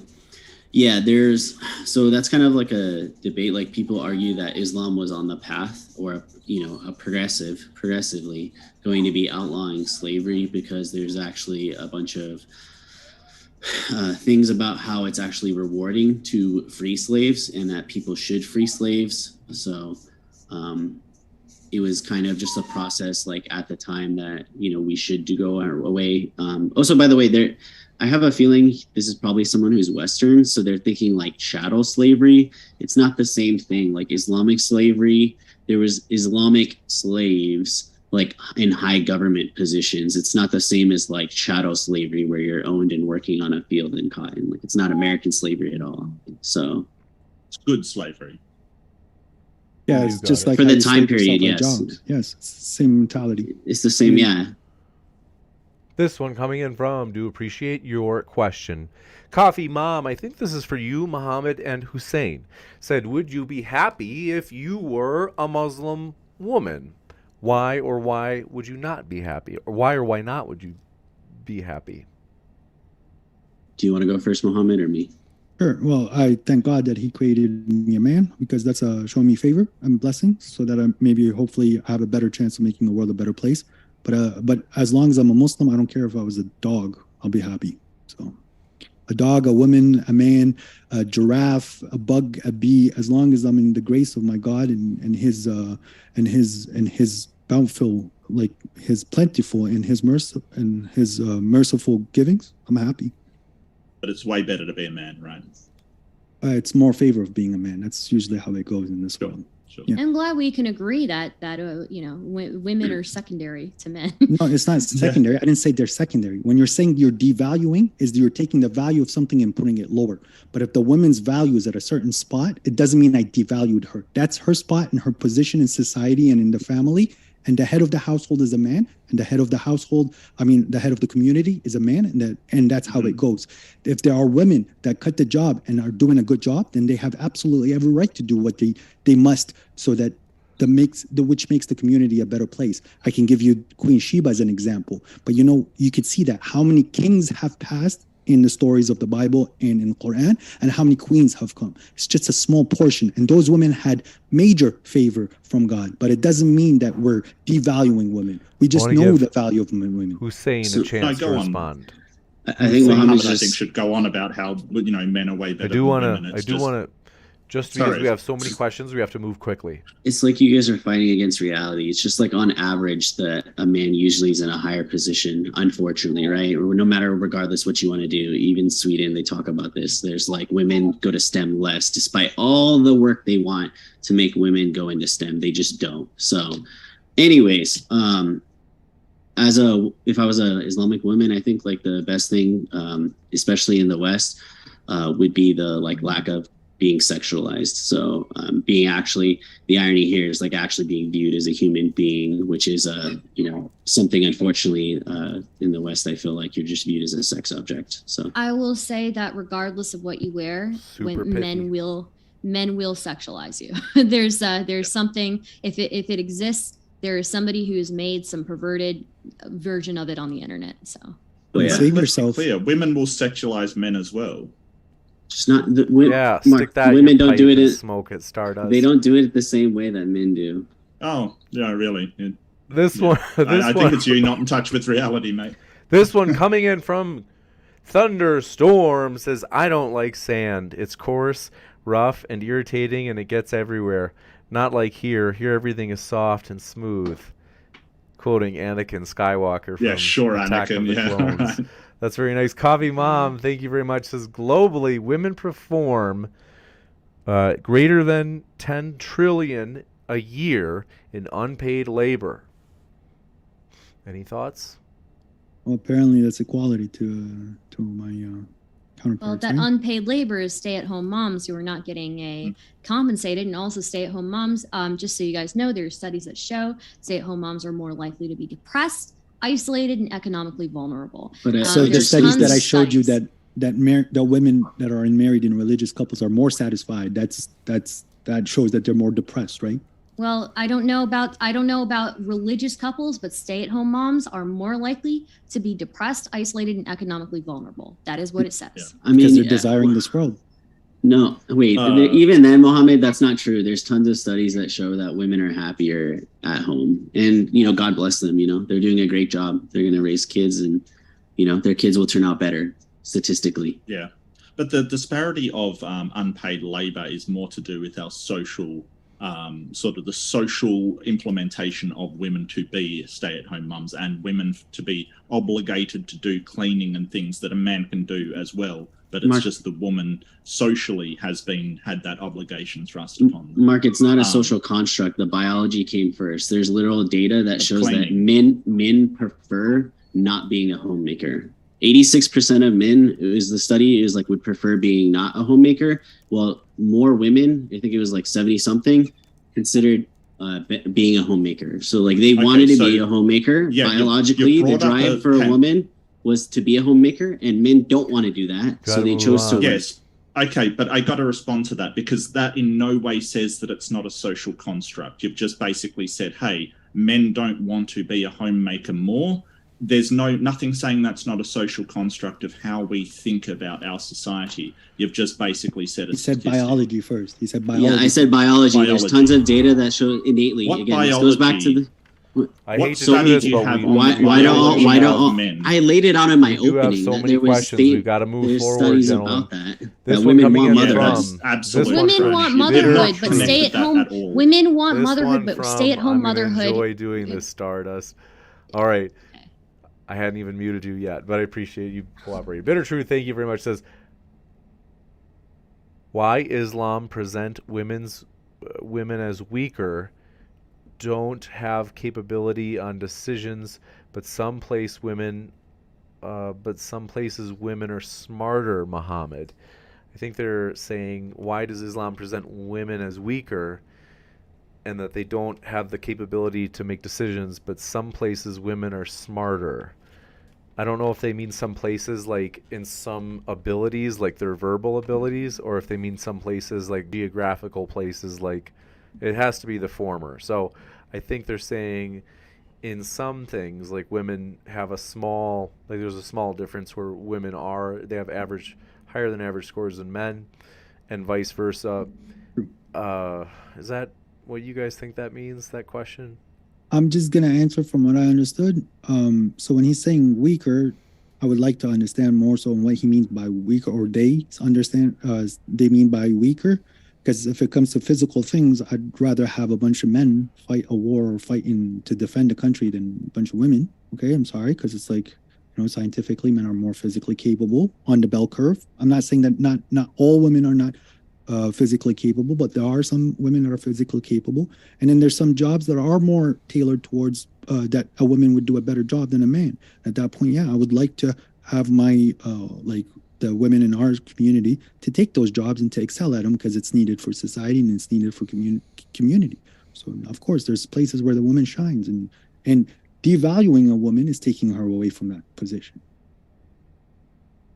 Any responses? This one coming in from, do appreciate your question. Mike MC says, Muhammad, where are any sources other than the Quran? I follow the Quran. That's the word of God. So why would I need any other sources other than the source of God telling me who created this world, how I should live? Brian W. says, answer this question instead of sidestepping or dismissing. My question is, why do you not assimilate into our, in all capitals, culture instead of hanging archaic belief systems that denigrate women? They're saying, why don't you assimilate to be a Western or at least non-Muslim rather than these belief systems that denigrate women? Hussein, do you want to go first, or do you want me to answer that? You can go first. Okay, so I can, from my own personal subjective experience, because that's a subjective question, I can see the degradation of the Western community or the Western society, where the nucleus family is something of the past. People are caring about only themselves, and when the family breaks down, the community breaks down, the street breaks down, the state breaks down, and then eventually the whole country breaks down.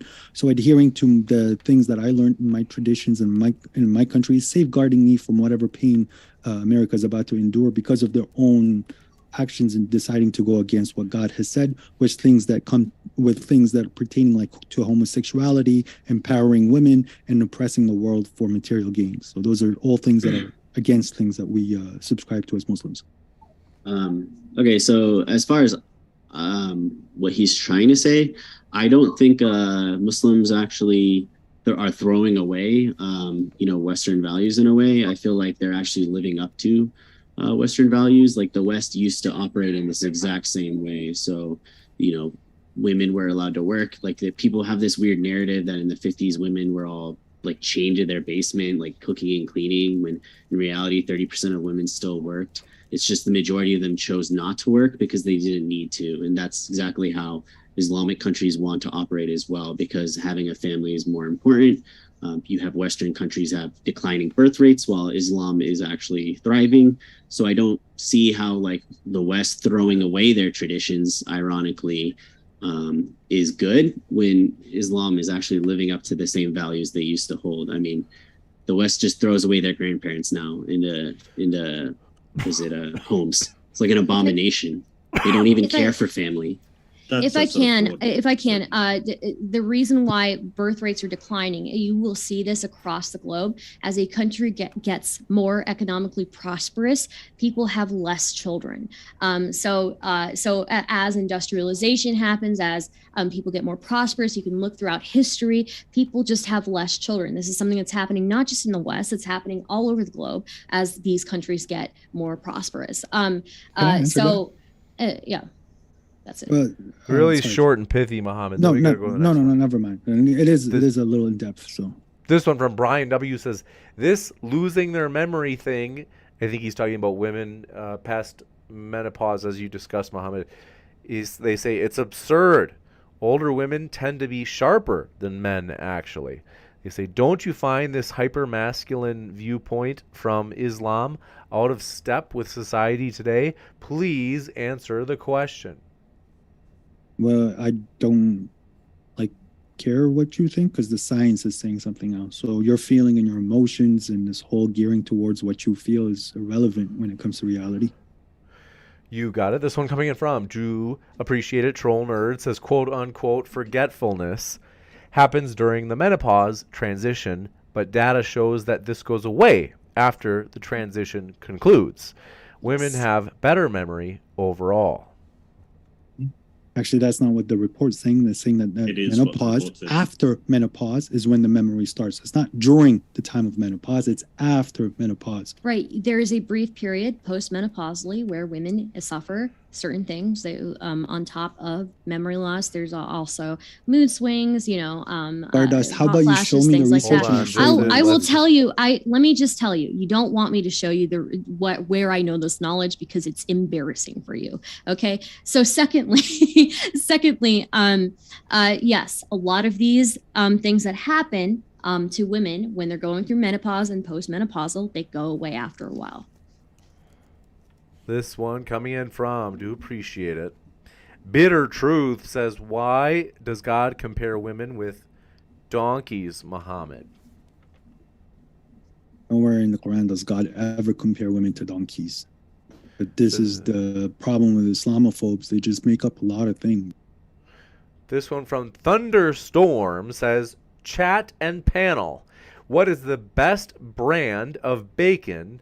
I would say Applegate. Do you even know? Do any of you guys know bacon brands? I don't know bacon brands. I tried vegan bacon one time and I didn't really like it. So I don't know. Bacon smells bad to me. Yeah, it is really, it's hangs in the air for so long. Bitter Truth says scientifically no science in the Quran, but just discrimination of women and incorrect science. We'll give you a chance to respond to that, Muhammad and Hussein.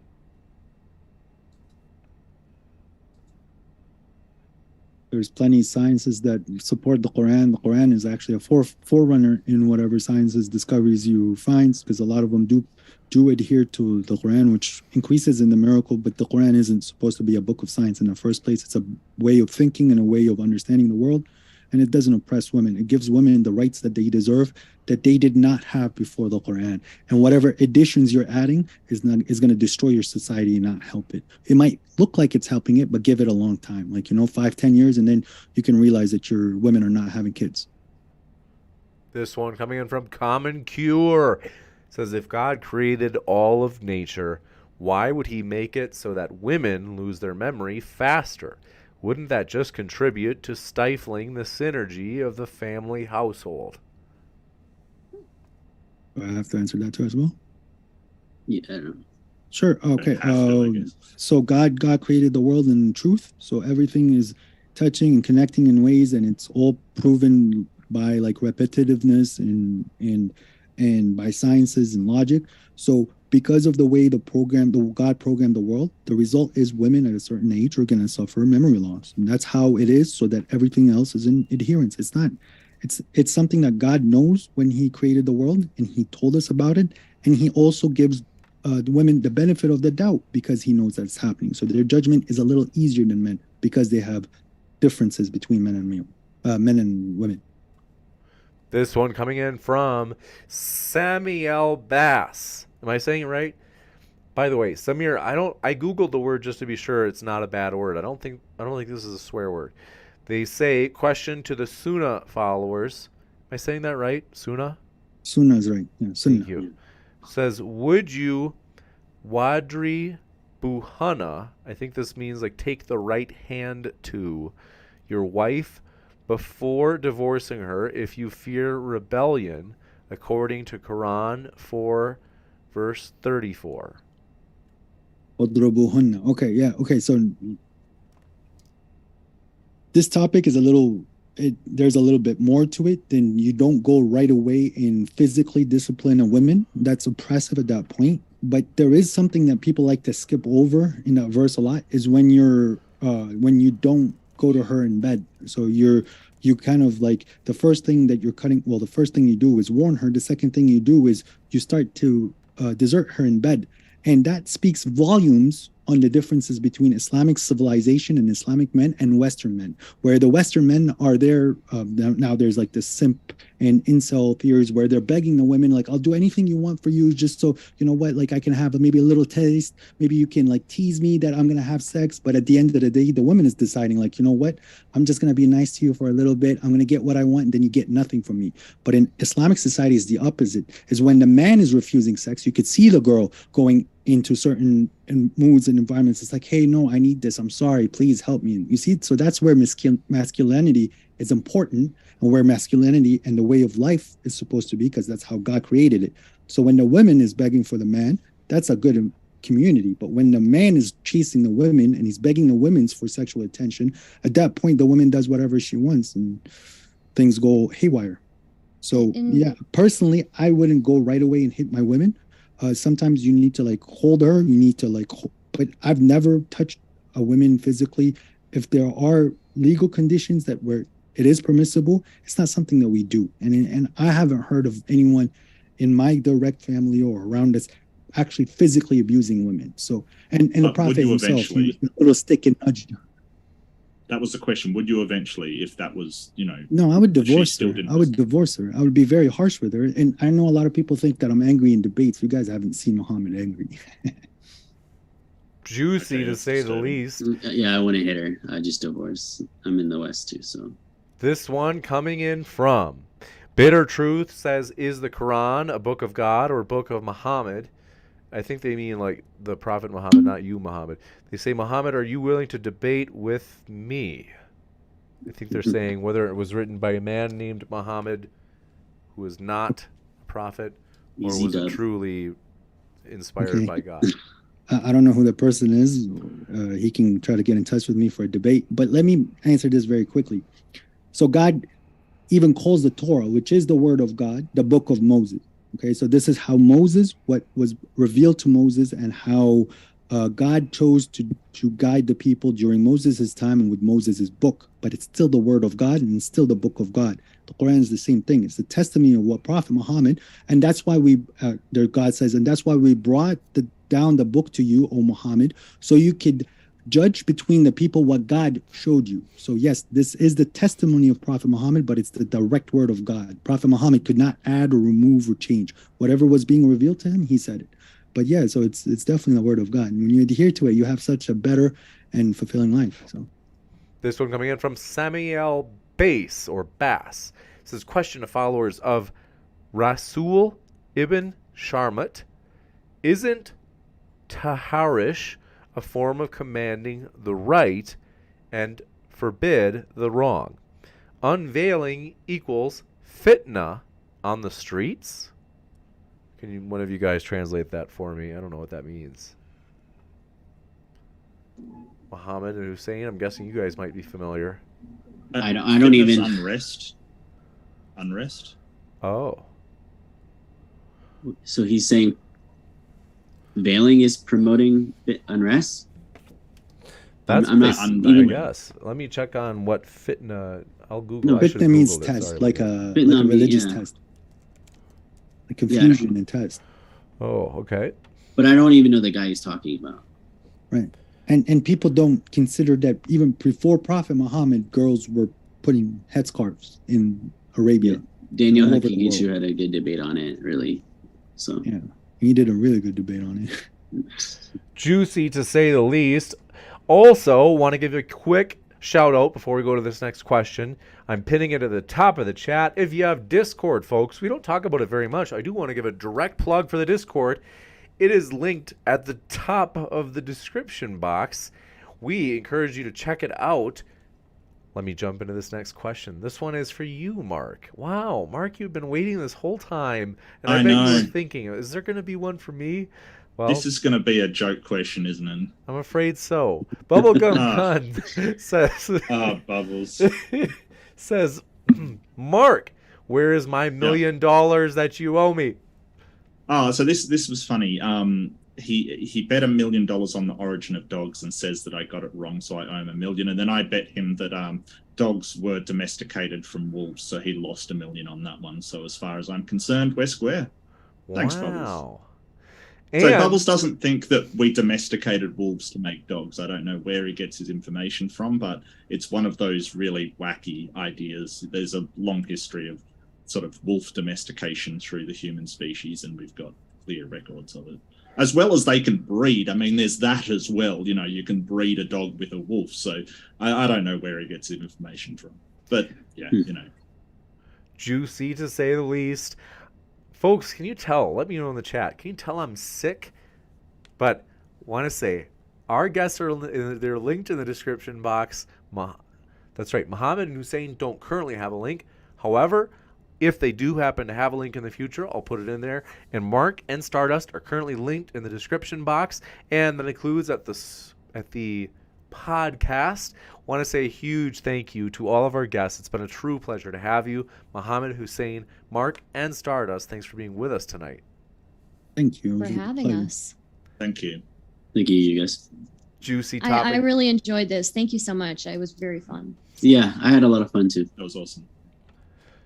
With that, I'm going to be back for a quick post-credit scene, and then I got to get to sleep. So want to say, stick around. We're going to give a huge thank you to our moderators. We're going to let our guests go first, but want to say thanks so much for hanging with us, folks. I will be back in about 10 to 12 seconds.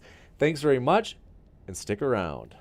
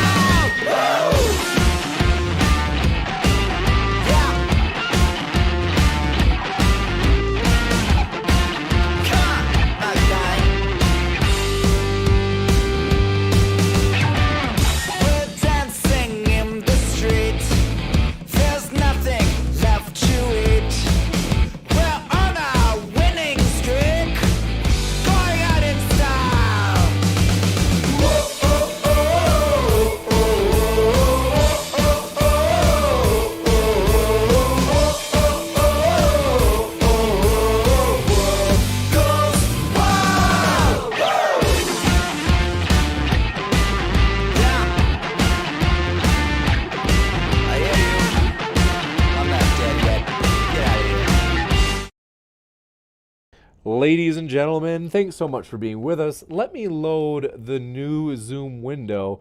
In the meantime, I do want to say, first, want to give a huge thank you to our chat moderators. They do a fantastic job, for real. They basically make sure that we're following terms of service. We really can, no joke. I think some people don't know this. If our chat is so unruly, if it's bad enough, YouTube actually can nail us for that. I read that the other day in the terms of service from YouTube. We actually do have to keep our chat reasonable. So if there was, I don't need to name how bad it has to be, but I got to tell you, we're thankful for our mods because they keep us within YouTube terms of service. And we're very open about the fact that we're like, yeah, we do follow YouTube terms of service because YouTube is the branch that we're kind of sitting on, so to speak. In other words, if we all of a sudden violated YouTube terms of service and they wanted to get rid of us, we'd be in big trouble because YouTube does YouTube is a well-oiled marketing machine. They suggest our videos to people so much. So let's go back to our mods. I'm going to read out for the first time ever. I want to say thank you to our moderators. This is the list that we have right here. Perfect One, thanks so much. DJ Batman, thanks for being a mod. Perpetually Annoyed, thank you for being a mod. Another Wisconsinite like me. Hannah Anderson, thanks for your support as a mod. Riley S., thank you for your support as a mod, as well as Adam Albilia. We haven't seen Adam in a while, but we hope you're doing well, Adam. Thank you. Heat Shield, thanks for being a mod. Amanda, thanks for being a mod, as well as being a scout in the Dallas-Fort Worth area so we can find where we can do our conferences. It's been super helpful. General Balzac, thanks for your support as a mod. Frustrated Atheist, as well as Let's Farm, Sideshow Nav, Brian Stevens, Zlef, Amy Newman, Randolph Richardson, Sweet Pea, Invisible Ninja, Bruce Wayne, Louis Barnett, Surgeon General, Mr. P, and Lily Aja. We are very thankful for all of our mods. So I want to say we do appreciate you guys. You are the unsung heroes. For real. You never really get very many thanks. So we do really want to say we appreciate you. Thanks for doing all you do. And in addition, want to say thanks for being a channel member. Appreciate your support, you guys. Thanks for doing that. I see a lot of members in chat right now, and we have so many people to thank, for real.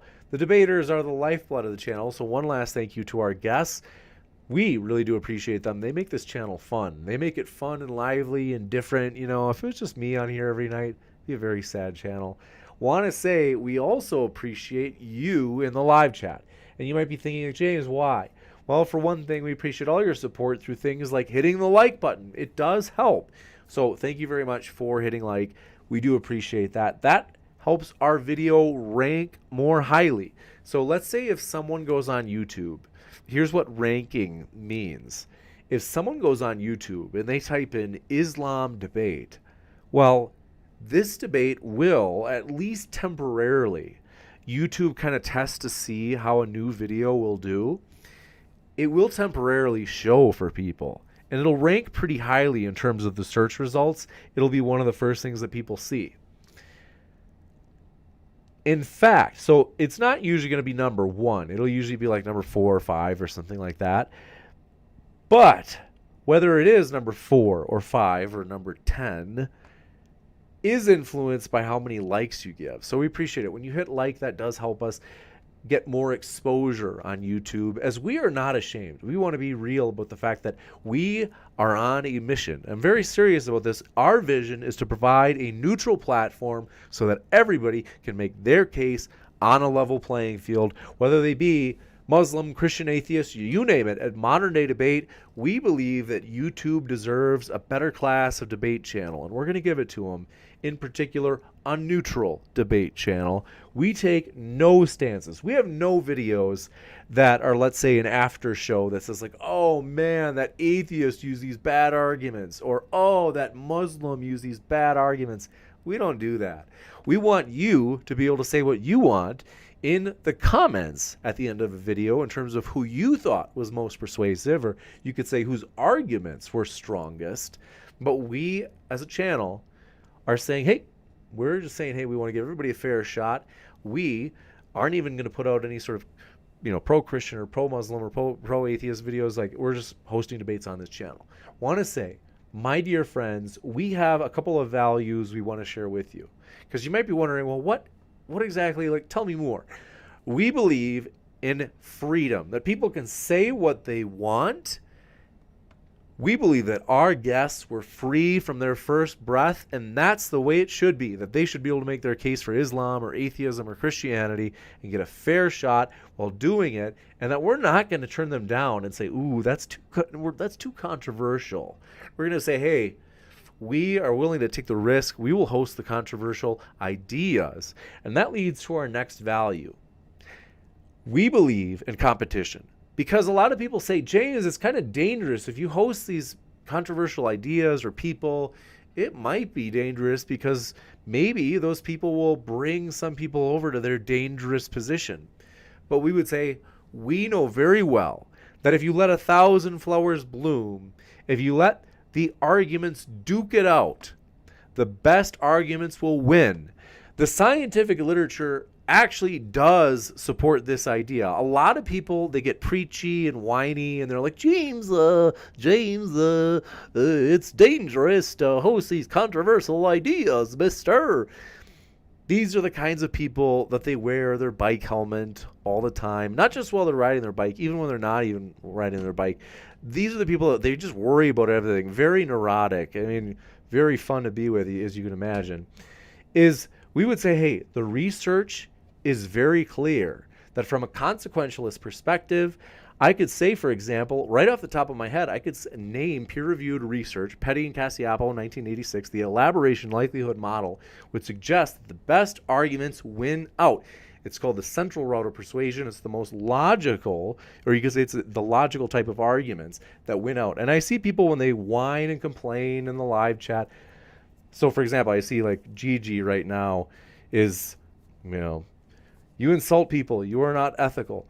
Is that they make these claims, and then when I press them, I say, great, well, you say that this is bad, and modern day debate is, bad because it's got these controversial people on. And I've pressed them. Sometimes I'll say, hey, well, where's your scientific research for your claims? And so, for example, Gigi is a perfect example right now. He goes, okay, we'll check it out.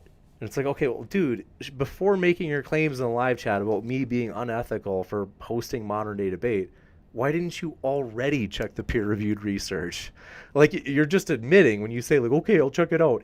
You're just admitting that you were just basically making these assertions that had no evidence behind them. It's just you getting off, basically doing this mental masturbation, thinking that you're on the moral high horse and trying to judge people. When you're that preachy, it's like, well, hey, just being preachy doesn't actually persuade people. It lowers your credibility. You need to have evidence when you come forward and make these claims. So, I mean, Gigi, no offense. Love you, Gigi, but I've got to tell you, when you just come out and make assertions like that, it's not persuasive. It just lowers your credibility, because I'm exposing you right now and saying you have zero empirical evidence for this. It's just you making bald-faced assertions to feel better about yourself. In social psychology, it's called downward social comparisons, when people try to take the moral high horse position and try to say, oh, they're doing bad, they're doing this dangerous thing. And, so predictable. But want to say, my dear friends, the idea of competition, the value there is that the cream will rise to the top. There will be a natural selection of ideas, if you will. Namely, the best arguments will win out. That's what the empirical evidence says. Because a lot of people say, well, James, but what if one of the speakers, maybe they have these dangerous ideas, but, they don't have the most logical arguments, but they're charismatic. Maybe they're funny, or they're good looking, or whatever it is. And that, people are kind of duped into believing them based on these superficial things. I'd say, hey, the empirical research that I just cited earlier shows that actually their argument's persuasive effect will be less intense and less long-lasting compared to the logical arguments. So the idea here is, like I said, we let 1,000 flowers bloom. We let the chips fall where they may. The cream will rise to the top. We believe in having a strong case rather than just making moral assertions. So, my dear friends, we hope you feel welcome. We want to say thanks for all of your support. I am overwhelmed. There is so much positive support of modern day debate. So I know that I like addressing the critics because it's fun, because I just am amazed at their just assertions, and I'm just so sad that I'm like, wow, I was like, it's great to have evidence rather than just make assertions. And then, if I point that out, then they're like, oh, okay, well, then I'll go get some evidence. So that's what like Gigi in the chat right now is doing. He went to go to Google to try to quick find something that he can come up with after the fact, after I already told him, like, hey, bring some evidence. Like, I can name peer-reviewed sources off the top of my head. But want to say this, my dear friends, we have so many positive people that support us so much, and we are super grateful. So many positive people are like, hey, James, like, we're pumped about the conference. We're so pumped about the upcoming debates. We are so grateful for you. We are happy that you were here. We want to say thank you for being so positive. Thank you for being a moderator, for doing a great job. Thank you for being a channel member. Thank you for, in addition, one way of supporting the channel is just old school grassroots. If you hit share and you share this video with somebody on, let's say, in a Discord group, in a Twitter group, maybe it's a Facebook page, that helps us big time. Because if I go and I share a modern day debate, and then they say, well, James, aren't you the person that started modern day debate? Like, of course you'd say it's cool. But if you, as a third party, share it with somebody, it has a lot more credibility. Your testimony is weighted more heavily because they're kind of like, it's kind of like a third party. They're more objective. So if they say it's good, like, okay, all right, tell me more. So I want to say thank you for all of your support. And then we are excited, though. As I said, we don't want to put out the links for like where you can buy tickets and stuff yet, because this conference is on the cusp of being finalized, but we're not, you could say we're finalized on the date, April 22nd. And I'm going to show you, let me find this right now. I take the housekeeping page off. DebateCon 3.1. You might be saying, well, why is it called 3.1? This is a tremendous idea. Huge credit to Bob. 3.1 is for this purpose. We normally have our debate conference where religion and political debates are the two topics we host. And we've done it where we have one on a Saturday and one on a Sunday. We've done it where we have both of them on the same day and they're interweaved. So it's like one religion debate to start, then one political debate, and so on. But in this case, we said, hey, you know what? We're trying out different things. We're trying to figure out which model works best. We said, why don't we do a religion debates conference? All religion debates in one day on April 22nd. And then we will still have our political debates day. But instead of it being immediately after, we're going to do it maybe a month or two out. So probably in June, we'll do a day of nothing but political debates. It'll be tremendous. We're very excited about that. It's going to be huge. This first one, we are absolutely excited about. It is a huge star lineup. I think that we're getting better at this because we're learning kind of who works best with what topics, stuff like that. So that's really cool. In addition, our tech is going to be significantly improved. So in other words, we have, for example, video and audio that are going to be so on point. You're going to be able to see much better during the Q&A because we're going to have a split screen that shows both the speakers and then another screen that shows the person asking the question. And more importantly, if you saw the last conference, because our audio, will admit there are things we've made mistakes on. Last time our audio was not good during the Q&A. We are going to have additional microphones. We finally figured out the interface. It's been a huge work task to figure out this audio interface I have. You're going to be able to hear the speakers as well as the question asker, who will have their own mic. Loosely speaking, it's going to be a mic held by me or Chris or Bob, and then we'll be basically holding it in front of the mouth of the person asking the question so that you can hear the question very clearly. So we're really excited about that. But I want to show you this.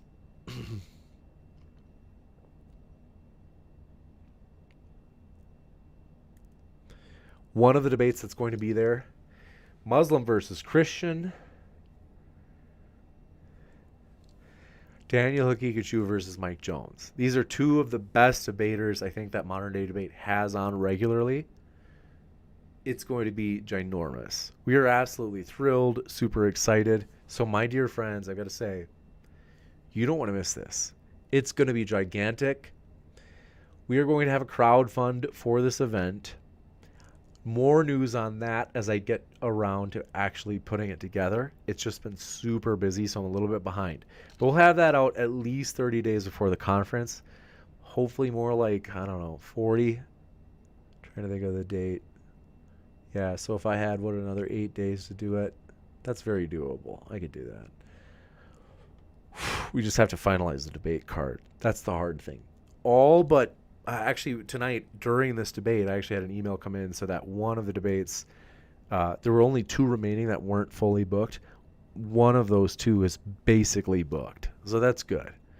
And then the last one has to be booked. So, but yeah, we're very excited about that.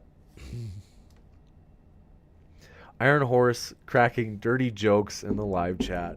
Some things never change. Nasty guy. All right. You're going to jail, Iron Horse. But want to say thank you guys for being here. Want to say, Gigi, thanks for being here. I know I gave you a hard time, but we love you. That's why, Gigi, I'll tell you, because Gigi, you hound me. I see you oftentimes in the chat of like, James, this is dangerous. Sorry, come on. I'm just messing around with the voice. But we don't block you, though. You know what I mean? Like, we have critics who are like, James, like, this is dangerous. Oh, the humanity for hosting someone. We don't block them, though. Even though it's like, well, it's like, but James, you disagree with them. Like, they're against the vision. It's like, yeah, but, like, if we're going to be consistent at modern day debate, like, we said we're going to give everybody their fair shot. Like, we don't want to block people just because they disagree with us. So I do want to say, Gigi, we hope you feel welcome, even if you are constantly disagreeing. Thanks for being here. Anman says, James, you're a good moderator because you're yourself and don't let others change that just because they don't like it. Keep up the good work. Thanks for that. I appreciate that. Gigi says, thanks, James. No hate. Agreed, Gigi. No hate. I love you. Thanks for being with us. And it's important that we never block you. And I don't think the mods would ever. I don't think you're going to have a mod go rogue and block you. So I don't say that with any worry that one would. But yeah, I just appreciate you all being here. Surgeon General, thanks for being here. Says, we love you, buddy. Bro, we're so close to 100,000 subscribers. It is so crazy. It really is. Heat Shield, good to see you. Thank you guys for being here. I appreciate you guys. I love you guys. You guys make this fun. I gotta rest. I'm getting pooped out. It's getting late, and I am a little bit ill. So you know what the thing is? I've got this like sickness where it's worse in the morning, but it's bad at night. It gets worse, like it gets bad in the late evening. Not bad, not even bad. Like not too bad at all. But then like, oh man, like I don't know. I woke up last night. What was it, like 2 in the morning? It was pretty bad. My throat hurt. And it was just, yeah, it was like really just pretty painful to swallow. And then the cough, and then when I woke up at like 7 this morning, I think it was 8. It was still like that, where it was like man, it's like, I don't know what it is. The symptoms like get worse depending on the time. Let's see. Birdie Numbness says, I like you, James, and I also like Amy Newman. Thank you very much for your support, and I also like Amy Newman. We're grateful for all the guest mods. Did you guys see Ryan on the other night? He's a new guest mod too. We're training in new people because we do want to host more debates because we've got so many opportunities. So many people are coming to us, and they're saying, hey, can you host us? And I'm like, I don't have the time to host everybody. Like, I'm pretty behind myself on a lot of stuff, but we are grateful that new guest mods have been stepping forward saying, hey, I would love to moderate. So we're grateful for that. We're excited about the future.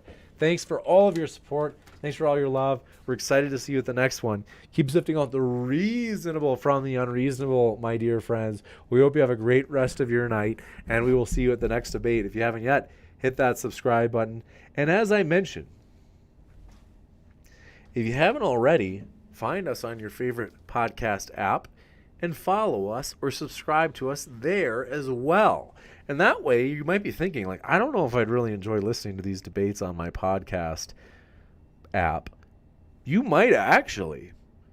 It's worth a shot.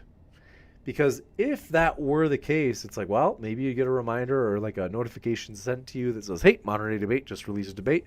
If you follow us or subscribe on your favorite podcast app, right, maybe you like it. So want to say thanks for all your support. Love you guys. Keep sifting out the reasonable from the unreasonable, and we'll see you at the next one.